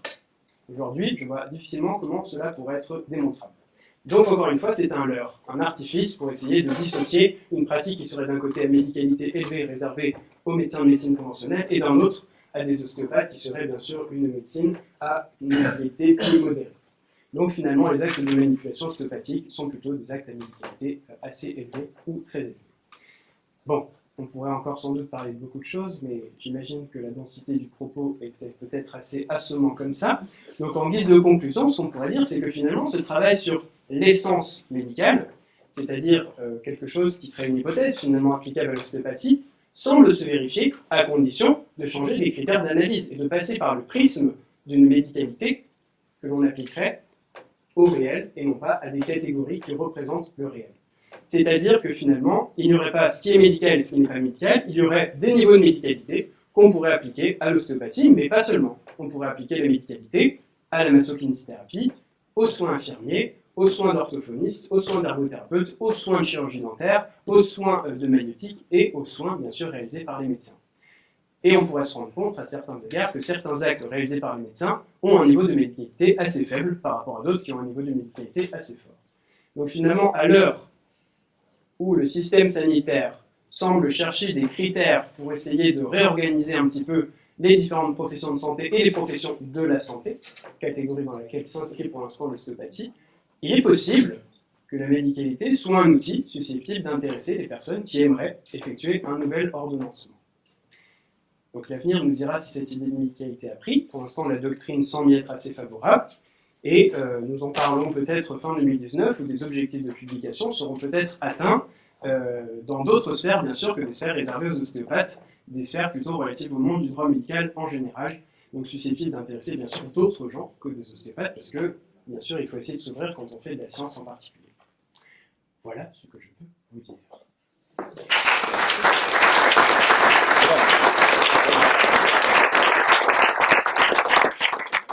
Et j'ai tenu le temps. Pile dans les temps. Parfait. Des questions. Aux yeux de la loi, on en est où sur le fait justement qu'on n'est pas censé, en tant qu'ostéopathe exclusif, de poser de diagnostic, c'est-à-dire de prendre des pincettes pour s'adresser par exemple à un médecin. On parlait tout à l'heure du diagnostic d'opportunité, on est censé pouvoir rediriger. Dans ce cas-là, on doit, en écrivant une lettre, par exemple, à un médecin pour rediriger un patient, énumérer les symptômes et les signes, mais sans poser de diagnostic. Alors évidemment, ça c'est pas du champ de la loi. Alors bon, évidemment, c'est pas très grave. Vous n'êtes pas tous obligés d'être ceinture noire en droit pour venir à une conférence à l'académie, mais il y a différents actes juridiques qui ont une valeur juridique différente. Ça c'est plutôt relatif au règlement, mais peu importe. Effectivement, il y a une certaine hypocrisie qui existe, puisque le fait d'énoncer, fonction performative du langage, une maladie, appartient à l'exclusivité des médecins. Mais un ostéopathe, pour pouvoir exclure, il doit reconnaître. Pour reconnaître, il doit connaître, et pour connaître, il faut être capable d'identifier des symptômes, des signes, des syndromes, et les associer, pourquoi pas, à une pathologie. Donc ce que vous pouvez faire, par exemple, si il y a une fameuse tendinite, vous savez, de l'épaule, cette fameuse tendinite qui n'en est que très rarement une, mais admettons, vous pouvez mettre, au vu de tel test orthopédique, tel test sont positifs. Ok, donc si on lit ça, n'importe quel professionnel est censé conclure à la même pathologie. Vous pouvez mettre ça. Mais effectivement, le fait de mentionner une pathologie appartient à l'exercice exclusif médical. Si je voulais être taquin et tatillon, mais je ne le suis peut-être pas tout le temps, je vous renverrai à l'article L4161-1 du Code de la santé publique qui est relatif à l'exercice illégal de la médecine. Cet article nous dit que les praticiens qui exercent illégalement la médecine sont les personnes qui exercent habituellement des actes qui permettent d'identifier des maladies réelles, supposées, etc. Et donc il y a le mot habituellement. Habitude, en droit, suggère que quand c'est du one-shot, c'est pas très grave. Il faut prouver qu'il y a une forme de récurrence là-dedans. Au moins 2 fois. Donc si pour une fois de temps en temps, lors d'une conversation téléphonique, il vous arrive de laisser échapper le nom d'une pathologie, ça ne pourra pas être constitutif d'un exercice illégal de la médecine pour le délit. Par contre, si on arrive à constater une certaine forme de récurrence, que ça vous échappe 2 fois, là ce sera beaucoup plus difficile de soutenir devant une juridiction. Donc pour l'instant c'est un petit peu un jeu de dupes quand même. Vous avez évoqué le fait que la médicalité, enfin, la notion de médicalité serait une brèche pour nous d'avoir une influence importante dans le paysage. Est-ce que ce dont on parle beaucoup en ce moment, système de soins, système de santé, serait aussi une autre brèche? Alors ce n'est plus le même sujet, mais oui, en fait les mots ont un sens, et en droit tout particulièrement. Quand on parle de système sanitaire, on entend une organisation macroscopique. Système de soins, système de santé, ce n'est pas la même chose. Donc à l'heure où tout est en train de se réorganiser, si vous voulez, je suis convaincu que ce genre de distinction sémantique aura toute sa place, bien entendu. Eric? Oui, c'est un peu la même question, je crois. Tu évoques des changements de l'organisation qui peuvent nous être bénéfiques. Est-ce que tu peux en dire un peu plus sur le changement? Eh ben, malheureusement, je ne fais plus de politique, même si c'est une politique à un niveau ostéopathique. Donc je m'intéresse uniquement à la recherche, donc je n'ai pas accès en fait aux détails des changements, puisque tout ça c'est des enjeux bien sûr de lobbying, d'influence. Maintenant nous avons en plus un ostéopathe qui est député, qui est arrivé là, que je n'ai pas rencontré personnellement, mais ça veut dire qu'il y a quand même des enjeux politiques qui sont en cours. Et donc, en général, le travail des juristes, des universitaires, c'est plutôt de procéder à des analyses et faire des propositions, qui après sont saisies ou pas comme des outils politiques. Mais moi, c'est vrai que je me cantonne aux analyses. Je constate qu'il se passe des choses, je constate qu'on peut émettre un certain nombre de propositions scientifiques, et ensuite la politique, ça pour le coup, c'est quelque chose qui m'échappe. D'autres questions? J'ai vu le travail de Morel Bailly sur une partie de son travail. En l'occurrence, il parlait de l'ostéopathie comme une activité de soins. Enfin, il y a une différence entre l'activité de soins et la profession de santé. C'est à savoir aujourd'hui, d'un point de vue légal, comment est-ce qu'on est considéré? Alors, en fait, je suis totalement d'accord avec les analyses de Joël Morel-Bailly, effectivement. Donc, il a écrit 2 articles dans une revue de droit droit sanitaire et social, je crois, en 2009 et en 2007, je crois, respectivement, où effectivement, il fait la différence entre activité de soins et profession de santé. Donc, de manière assez pragmatique, c'est peut-être pas la partie la plus fun de l'enseignement. Donc, le Code de la santé publique est divisé dans sa partie 4 en plusieurs livres qui organisent les professions de santé. Et pour être profession de santé, il faut être dans cette petite catégorie. Donc livre 1, les professions médicales, je les ai mentionnées, livre 2, professions de pharmacie, livre 3, auxiliaires médicaux. Et comme les ostéopathes ne figurent pas dans cette catégorie, ils ne sont pas des professions dites de santé. Donc les ostéopathes sont des professionnels de la santé. Et cette petite nuance est évidemment des conséquences considérables, puisque tous les articles juridiques relatifs aux professions de santé, théoriquement, ne sont pas applicables aux ostéopathes, même si la jurisprudence et la doctrine nous dit plutôt l'inverse. Donc pour l'instant, nous sommes toujours considérés comme une activité de soins. Mais cela dit, l'activité de soins, c'est une grosse catégorie dans laquelle il y a les professions de santé et les professions de la santé. Donc les professionnels de santé sont aussi des activités de soins. Donc il n'y a pas du tout de honte ou de stigmatisation par rapport à cette qualification. C'est quelque chose de relativement normal, en réalité. En tout cas, moi, ça ne me gêne pas.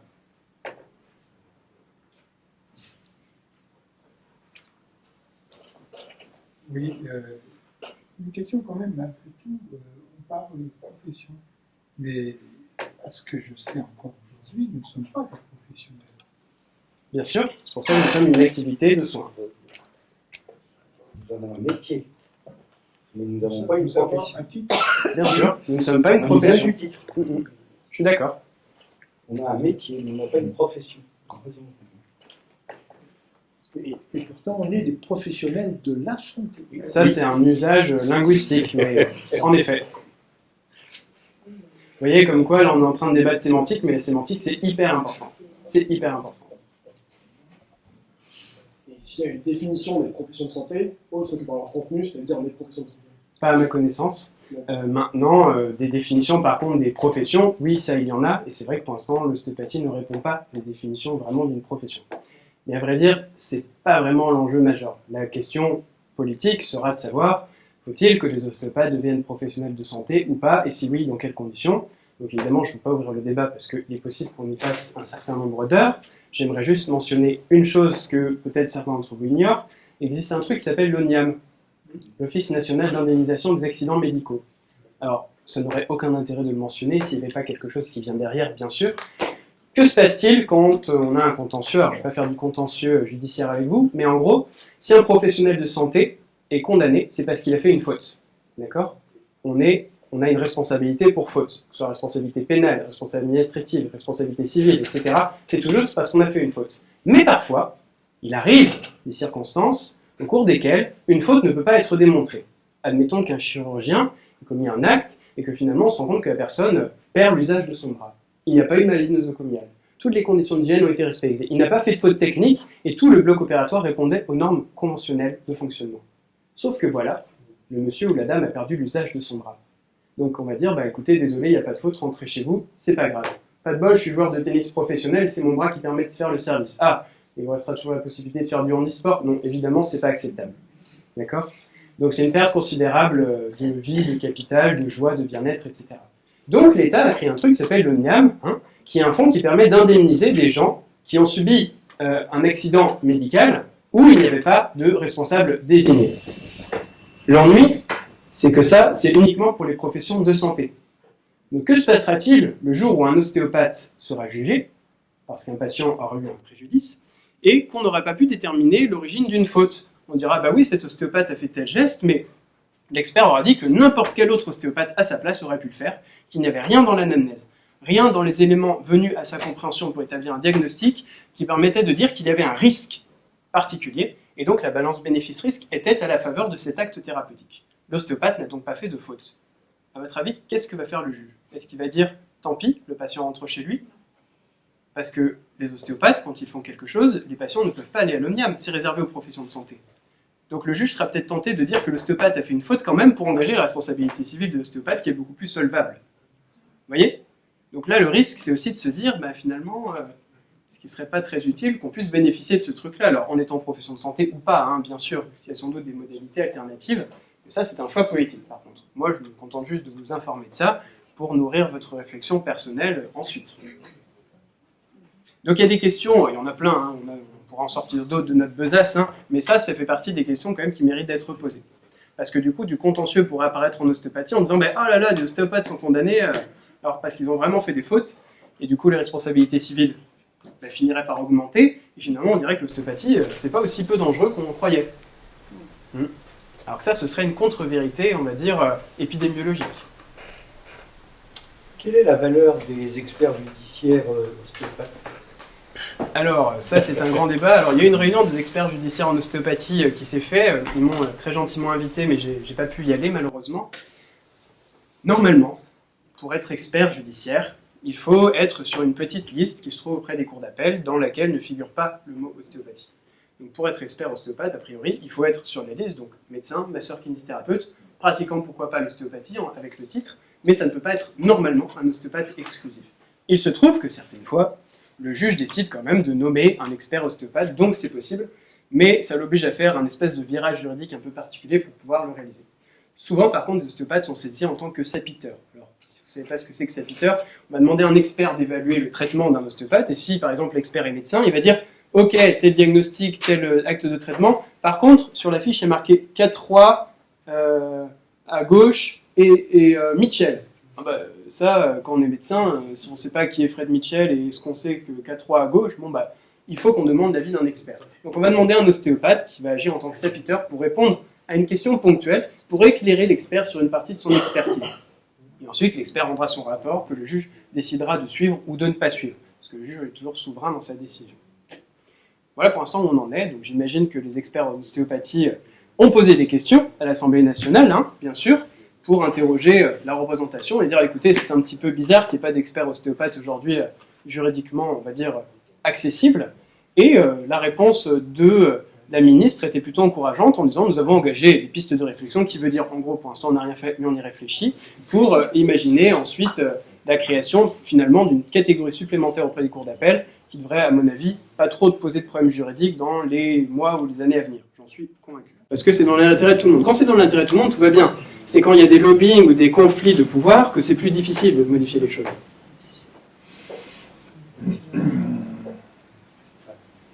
D'autres questions? Juste une information. Il y a actuellement 18 confrères ostéopathes inscrits sur les listes d'experts, mais en tant que profession auxiliaires. Voilà. C'est-à-dire qu'ils Sage-femme, kiné. c'est ça, c'est-à-dire qu'ils se rentrent dans la catégorie parce qu'ils ont un titre, enfin un diplôme qui leur permet de rentrer dedans, mais ils ne sont pas ostéopathes exclusifs. Ils y vont parce qu'ils sont sage-femme, ostéo, kiné, ostéo, et là dans ce cas-là c'est possible. Le top, en tout cas pour notre profession, ce serait sans doute d'avoir la possibilité d'être ostéopathe exclusif. Voilà. Je me permets d'ajouter une petite précision. Il y en a 2 en France qui sont reconnus ostéopathes exclusifs. Madame Magali Péris. Madame Magali Péris. Oui, elle est sage-femme. Non. On a fait le travail ensemble. Enfin, bon. Et moi-même, qui suis reconnu à la chambre d'appel de Bourges. Félicitations. F8 2. Ah oui, donc il y a une sous-catégorie dans F8. Professionnel de santé non réglementé. Voilà, donc c'est ça. C'est-à-dire que...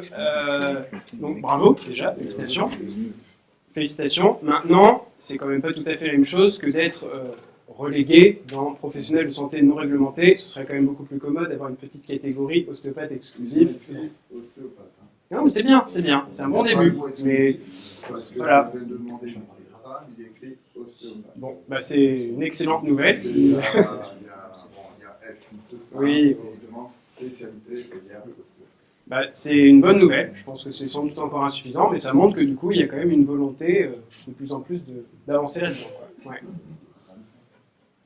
Soyez sages, là, François. Moi, Alain. j'avais une petite question parce que je viens d'apprendre une chose, c'est que l'ostéopathe, ce n'est pas une profession. Pourquoi? Parce que, bah, après, on peut faire une réponse de Normand en disant que ça ne répond pas à la définition de profession. Mais à vrai dire, c'est pas forcément un problème. Mais en quoi ça représente pas une profession? Alors évidemment, j'ai pas la définition exacte de profession dans la tête, donc je me garderai bien de vous la donner ou pas, mais j'ai du mal à voir pourquoi ça pose un problème à ce point-là aujourd'hui. Moi, ça ne me pose pas de problème, mais j'ai entendu... Non, mais on a, oui. voilà, on a un usage du titre sur le papier qu'on a reçu. Voilà, moi j'ai démarré premier diplôme 81, je disais tout à l'heure, deuxième diplôme 84. On a eu un usage du titre. Je me souviens de mon épouse recevant la lettre en disant, tu vois, tu as réussi, machin, mais on n'a qu'un usage du titre. On a un métier ostéopathe, mais on n'a pas une profession ostéopathe. Je veux dire que nos amis anglais, comme moi j'ai passé mon diplôme avec Andrew Kerr, David Tatton et autres à Oxford, profession ostéopathe. Même si Andrew Kerr était en plus juge pour enfants, puisqu'ils ont des passerelles en Angleterre qui se font très bien. Je ne peux pas marquer sur mon passeport profession ostéopathe. C'est une sorte de catégorie administrative en fait, c'est pas un gros problème, c'est juste que ça ne répond pas à cette classification. Mais c'est pas un vrai problème en fait. On s'en fout. On a été, attendez, quand on a commencé, pour les quelques jeunes qui sont là, pas pour les anciens de notre génération, mais quand on a commencé, il fallait quand même y croire, puisqu'on était, je disais à je ne sais plus lequel tout à l'heure, on était charlatans sur le cahier de l'ordre, du Conseil de l'ordre. On était marqué charlatan. Mais ça, c'est une profession. Ça, c'est une profession. C'est une vraie profession. Merci Alain. Concernant les contre-indications qui ont été mises, puisque avant on pouvait remettre un coccyx, on pouvait redétendre un coccyx. Est-ce que les kinés, tu parlais du périnée, qu'ils ont accès au périnée, etc. Est-ce que finalement, en tant qu'ancien kiné, je peux faire un toucher rectal ou pas? En fait, juridiquement. On pourra en parler longtemps. Parce que tu as des gens qui disent, je suis kiné, j'ai accès juridiquement au périnée, donc voilà. Bah, en fait, il faut la prescription médicale qui va encadrer l'acte ou les actes que tu peux faire. S'il a une rééducation d'épaule à faire et il fait un toucher rectal, il est hors la loi. Bon, en fait, j'ai écrit un article là-dessus en 2016. Pour faire simple, ça dépend en droit de ce qu'on appelle la qualification juridique des faits. Soit on est kiné, on a un champ de compétences qui est prévu par des articles législatifs, des articles réglementaires qui disent qu'on a le droit de faire, effectivement, subordonné à prescription d'un médecin. Il y a un diagnostic kiné qui permet de faire un bilan kinésithérapie, qui permet d'organiser, pour savoir on commence par tel acte et tel acte pour arriver au résultat, et on transmet ensuite au médecin le résultat, ou on renouvelle, puisque maintenant il y a aussi cette nouveauté-là, à l'exception des actes d'urgence, qui est encore une nouveauté plus récente. Mais pour rester dans un truc un peu factuel, S'il y a une prescription et que c'est dans les conditions réglementaires, pas de problème. Si par contre on est ostéopathe et qu'on n'est pas masseur-kinésithérapeute, on a aussi un champ de compétences qui nous dit pas d'accès, pas de toucher pelvien. Bon, maintenant, ça c'est une chose. Ensuite, admettons qu'un ostéopathe fasse un toucher pelvien. Il y a deux possibilités. Donc si on va au contentieux, c'est qu'il y a eu un problème, hein, bien sûr. Sinon, on ne va pas au contentieux. Il y a plusieurs possibilités. Soit on pourrait dire qu'effectivement, il a fait un exercice illégal de la médecine. Quel cas, on regarde le champ de compétences, on regarde ostéopathie, hop, article 3 du décret du 25 mars 2007, interdiction de pratiquer le toucher pelvien. Bon, l'affaire est pliée. Si on caractérise, c'est fini, il y a bien un exercice illégal de la médecine. Et encore, on pourra en parler, puisqu'il y a une notion de récurrence. Mais bon, admettons. Ou alors, on se dit, bah, effectivement, non, c'est un viol. Viol, article 222 machin du code pénal, qui dit tout acte de pénétration sur autrui par force, menace, contrainte ou surprise est considéré comme un viol. Donc, à cas, il faut montrer qu'il y a bien eu un viol, c'est-à-dire un acte contre le consentement. Et il y a bien eu dans la jurisprudence le cas d'un ostéopathe qui, en première intention, n'a pas fait de toucher pelvien, a informé le patient qu'il ne pouvait pas le réaliser, il le faisait en sus-pubien ou autre chose, et en cas d'échec, il lui a proposé en deuxième, troisième consultation de réaliser. Le caractère de non-consentement n'a pas pu être démontré. Ça n'est donc pas un viol, donc l'ostéopathe a pu faire ses touchés pelviens. Tout dépend donc de la qualification juridique. Si on décide que c'est un viol, il faut démontrer qu'il y a un viol. Si on décide que c'est un exercice illégal, on va voir l'exercice illégal. Donc c'est pour ça que c'est un petit peu de la technique juridique, hein, je suis désolé, il faut un petit peu savoir comment on qualifie les faits.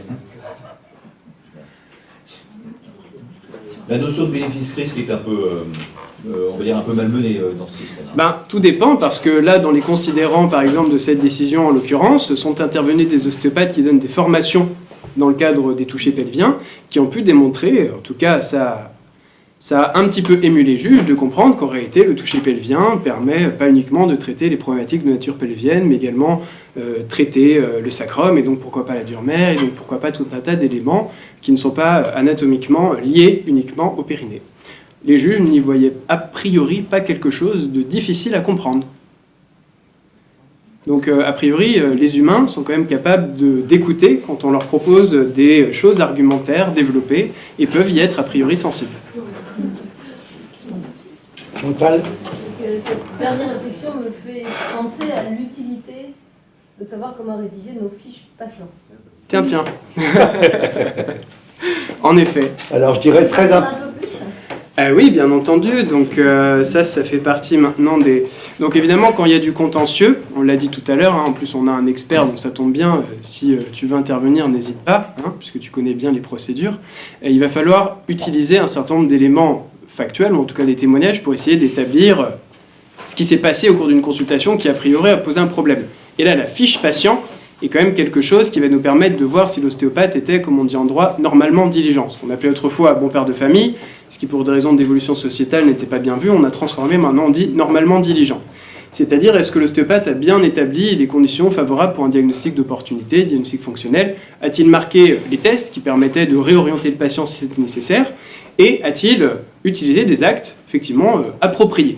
C'est l'article 1110-5 qui dit que les professionnels sont censés donner des soins les plus appropriés. Donc pour ça, évidemment, il faut l'apprendre. Comment on fait pour écrire ça sur une fiche? Donc pour ça, il vaut mieux le donner dès l'école. Et ensuite, essayer de sensibiliser les professionnels qui ont tendance, comme vous avez peut-être déjà constaté, à négliger cette partie de leur travail. C'est-à-dire que, bon, qu'est-ce que vous avez? Très bien, j'ai 8 patients derrière, j'ai déjà 5 minutes de retard parce que le premier était en retard, etc. Bon, on va passer à autre chose, il n'y a rien de grave, c'est parti, on y va, banco. Et on écrit éventuellement le nom, pourquoi pas une dorsale, mais sans préciser comment on a pu la traiter.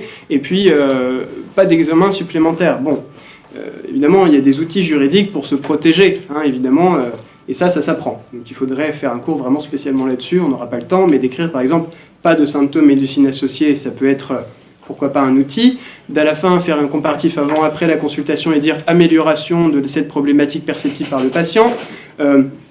Recommandation de consulter son médecin traitant en cas de persistance ou d'aggravation. Bon, des choses qui ne vont pas alourdir les fiches d'anamnèse, et l'anamnèse ne va pas durer 15 heures, parce que sinon on ne s'en sort pas, mais de quand même se protéger juridiquement d'un certain nombre d'attaques, finalement, éventuelles, qui pourraient être adressées à des ostéopathes, quoi.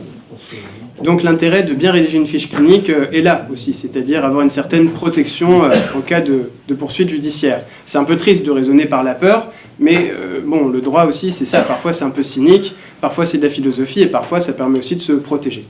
Donc ça s'apprend, mais il faut un certain temps, il faut une formation. Je pense qu'il faut sans doute organiser, oui, des formations là-dessus. Alors, pour ma part, j'avais déjà fait un petit PowerPoint là-dessus pour les étudiants, pour qu'ils puissent effectivement constater, suite à un certain nombre d'analyses de fiches cliniques, qu'on avait pris de manière aléatoire dans des écoles, pour essayer de les analyser et de constater qu'un certain nombre de récurrences revenaient et les mettaient plus ou moins en danger, et qu'il y avait un certain systématisme. Alors, on a élargi tout ça, on a élargi ça en prenant des professionnels qui avaient 10 ans d'exercice, et systématiquement, il y avait toujours des erreurs un peu grossières qui revenaient. Et donc on s'est dit, comment essayer de contourner cette problématique? Peut-être faudrait-il créer des recommandations de bonnes pratiques à l'usage des professionnels. Ils ne seraient donc pas obligés de les suivre, mais en les suivant, ça leur permettrait quand même de se protéger d'un certain nombre d'affres et de poursuites, pourquoi pas le cas échéant. C'est quoi une erreur grossière? Alors une erreur grossière, on pourrait faire la liste, elle serait très très longue, mais par exemple de dire le patient tousse, point. Ça c'est une erreur grossière, parce que jusqu'à preuve du contraire, une toux, ça peut être une contre-indication. Est-ce que cette toux est récente? Est-ce qu'elle est ancienne? Est-ce qu'on a posé un stéthoscope? Est-ce qu'on a écouté? Est-ce qu'il y avait un bruit anormal? Est-ce que c'était connu? Est-ce qu'il y avait un traitement? Est-ce qu'il n'y avait pas de traitement? Est-ce qu'il a arrêté son traitement? Est-ce qu'il a augmenté? Est-ce qu'il a baissé? Pourquoi? Y a-t-il une radio? Est-ce qu'on l'a pas vu? Pourquoi on l'a pas vu? Est-ce qu'il a oublié? Voilà, c'est précisément ça qui vient juste après, et je vous remercie de le dire, vous avez raison. Si on raisonne comme ça... Attendez, je finis juste là-dessus, vous verrez, en plus ça vous donne raison, donc c'est très bien. C'est-à-dire que si effectivement on pose toutes ces questions et qu'on est obligé de les écrire, ça prend un temps considérable, et les anamnèses vont durer donc 15 heures. Et donc il y a des raccourcis qu'on peut faire en analysant la jurisprudence pour se dire, si on met certains mots et qu'on les agence bien, ça permet de bien faire son travail, et effectivement il ne faut pas faire des anamnèses de 15 heures pour autant. Parce qu'effectivement, c'est le compromis entre la protection et la réalité du travail qui fait qu'on ne peut pas passer non plus 15 heures par patient, évidemment. Mais il y a un compromis entre les deux, et on peut le trouver. Je vous encourage effectivement à bien écrire vos fiches. Beaucoup sont à l'ordinateur, mais c'est vrai que les fiches papier ont quand même un véritable acte juridique. Je pense que c'est pas... Oui, pendant les vacances, on m'a soumis un cas de contentieux, donc encore une fois... c'est en analysant la fiche clinique de la professionnelle en question qu'on s'est dit effectivement les choses écrites d'une façon ou d'une autre peuvent laisser entendre des éléments assez différents. Et en tout cas, les magistrats seront sensibles à certaines choses et sans doute beaucoup moins à d'autres. Donc il y a effectivement des grandes lignes qu'il faut appréhender pour éviter les erreurs grossières et de passer 15 heures par anamnèse. Et puis ça permet aussi de voir la crédibilité. S'il y a une fiche qui est très très bien tenue, comme par hasard celle du contentieux et les autres pas du tout, bon, ça peut être un indice sur le faux et l'usage de faux qui peut survenir derrière. Et l'académie est dépositaire d'une thèse. Voilà, bon déjà. Voilà. Quel est le nom? Quel est le titre? Alors le titre c'est Recherche juridique sur la... Alors, Recherche juridique sur la médicalité de l'ostéopathie en droit français. Voilà. Voilà, je vous demande d'applaudir.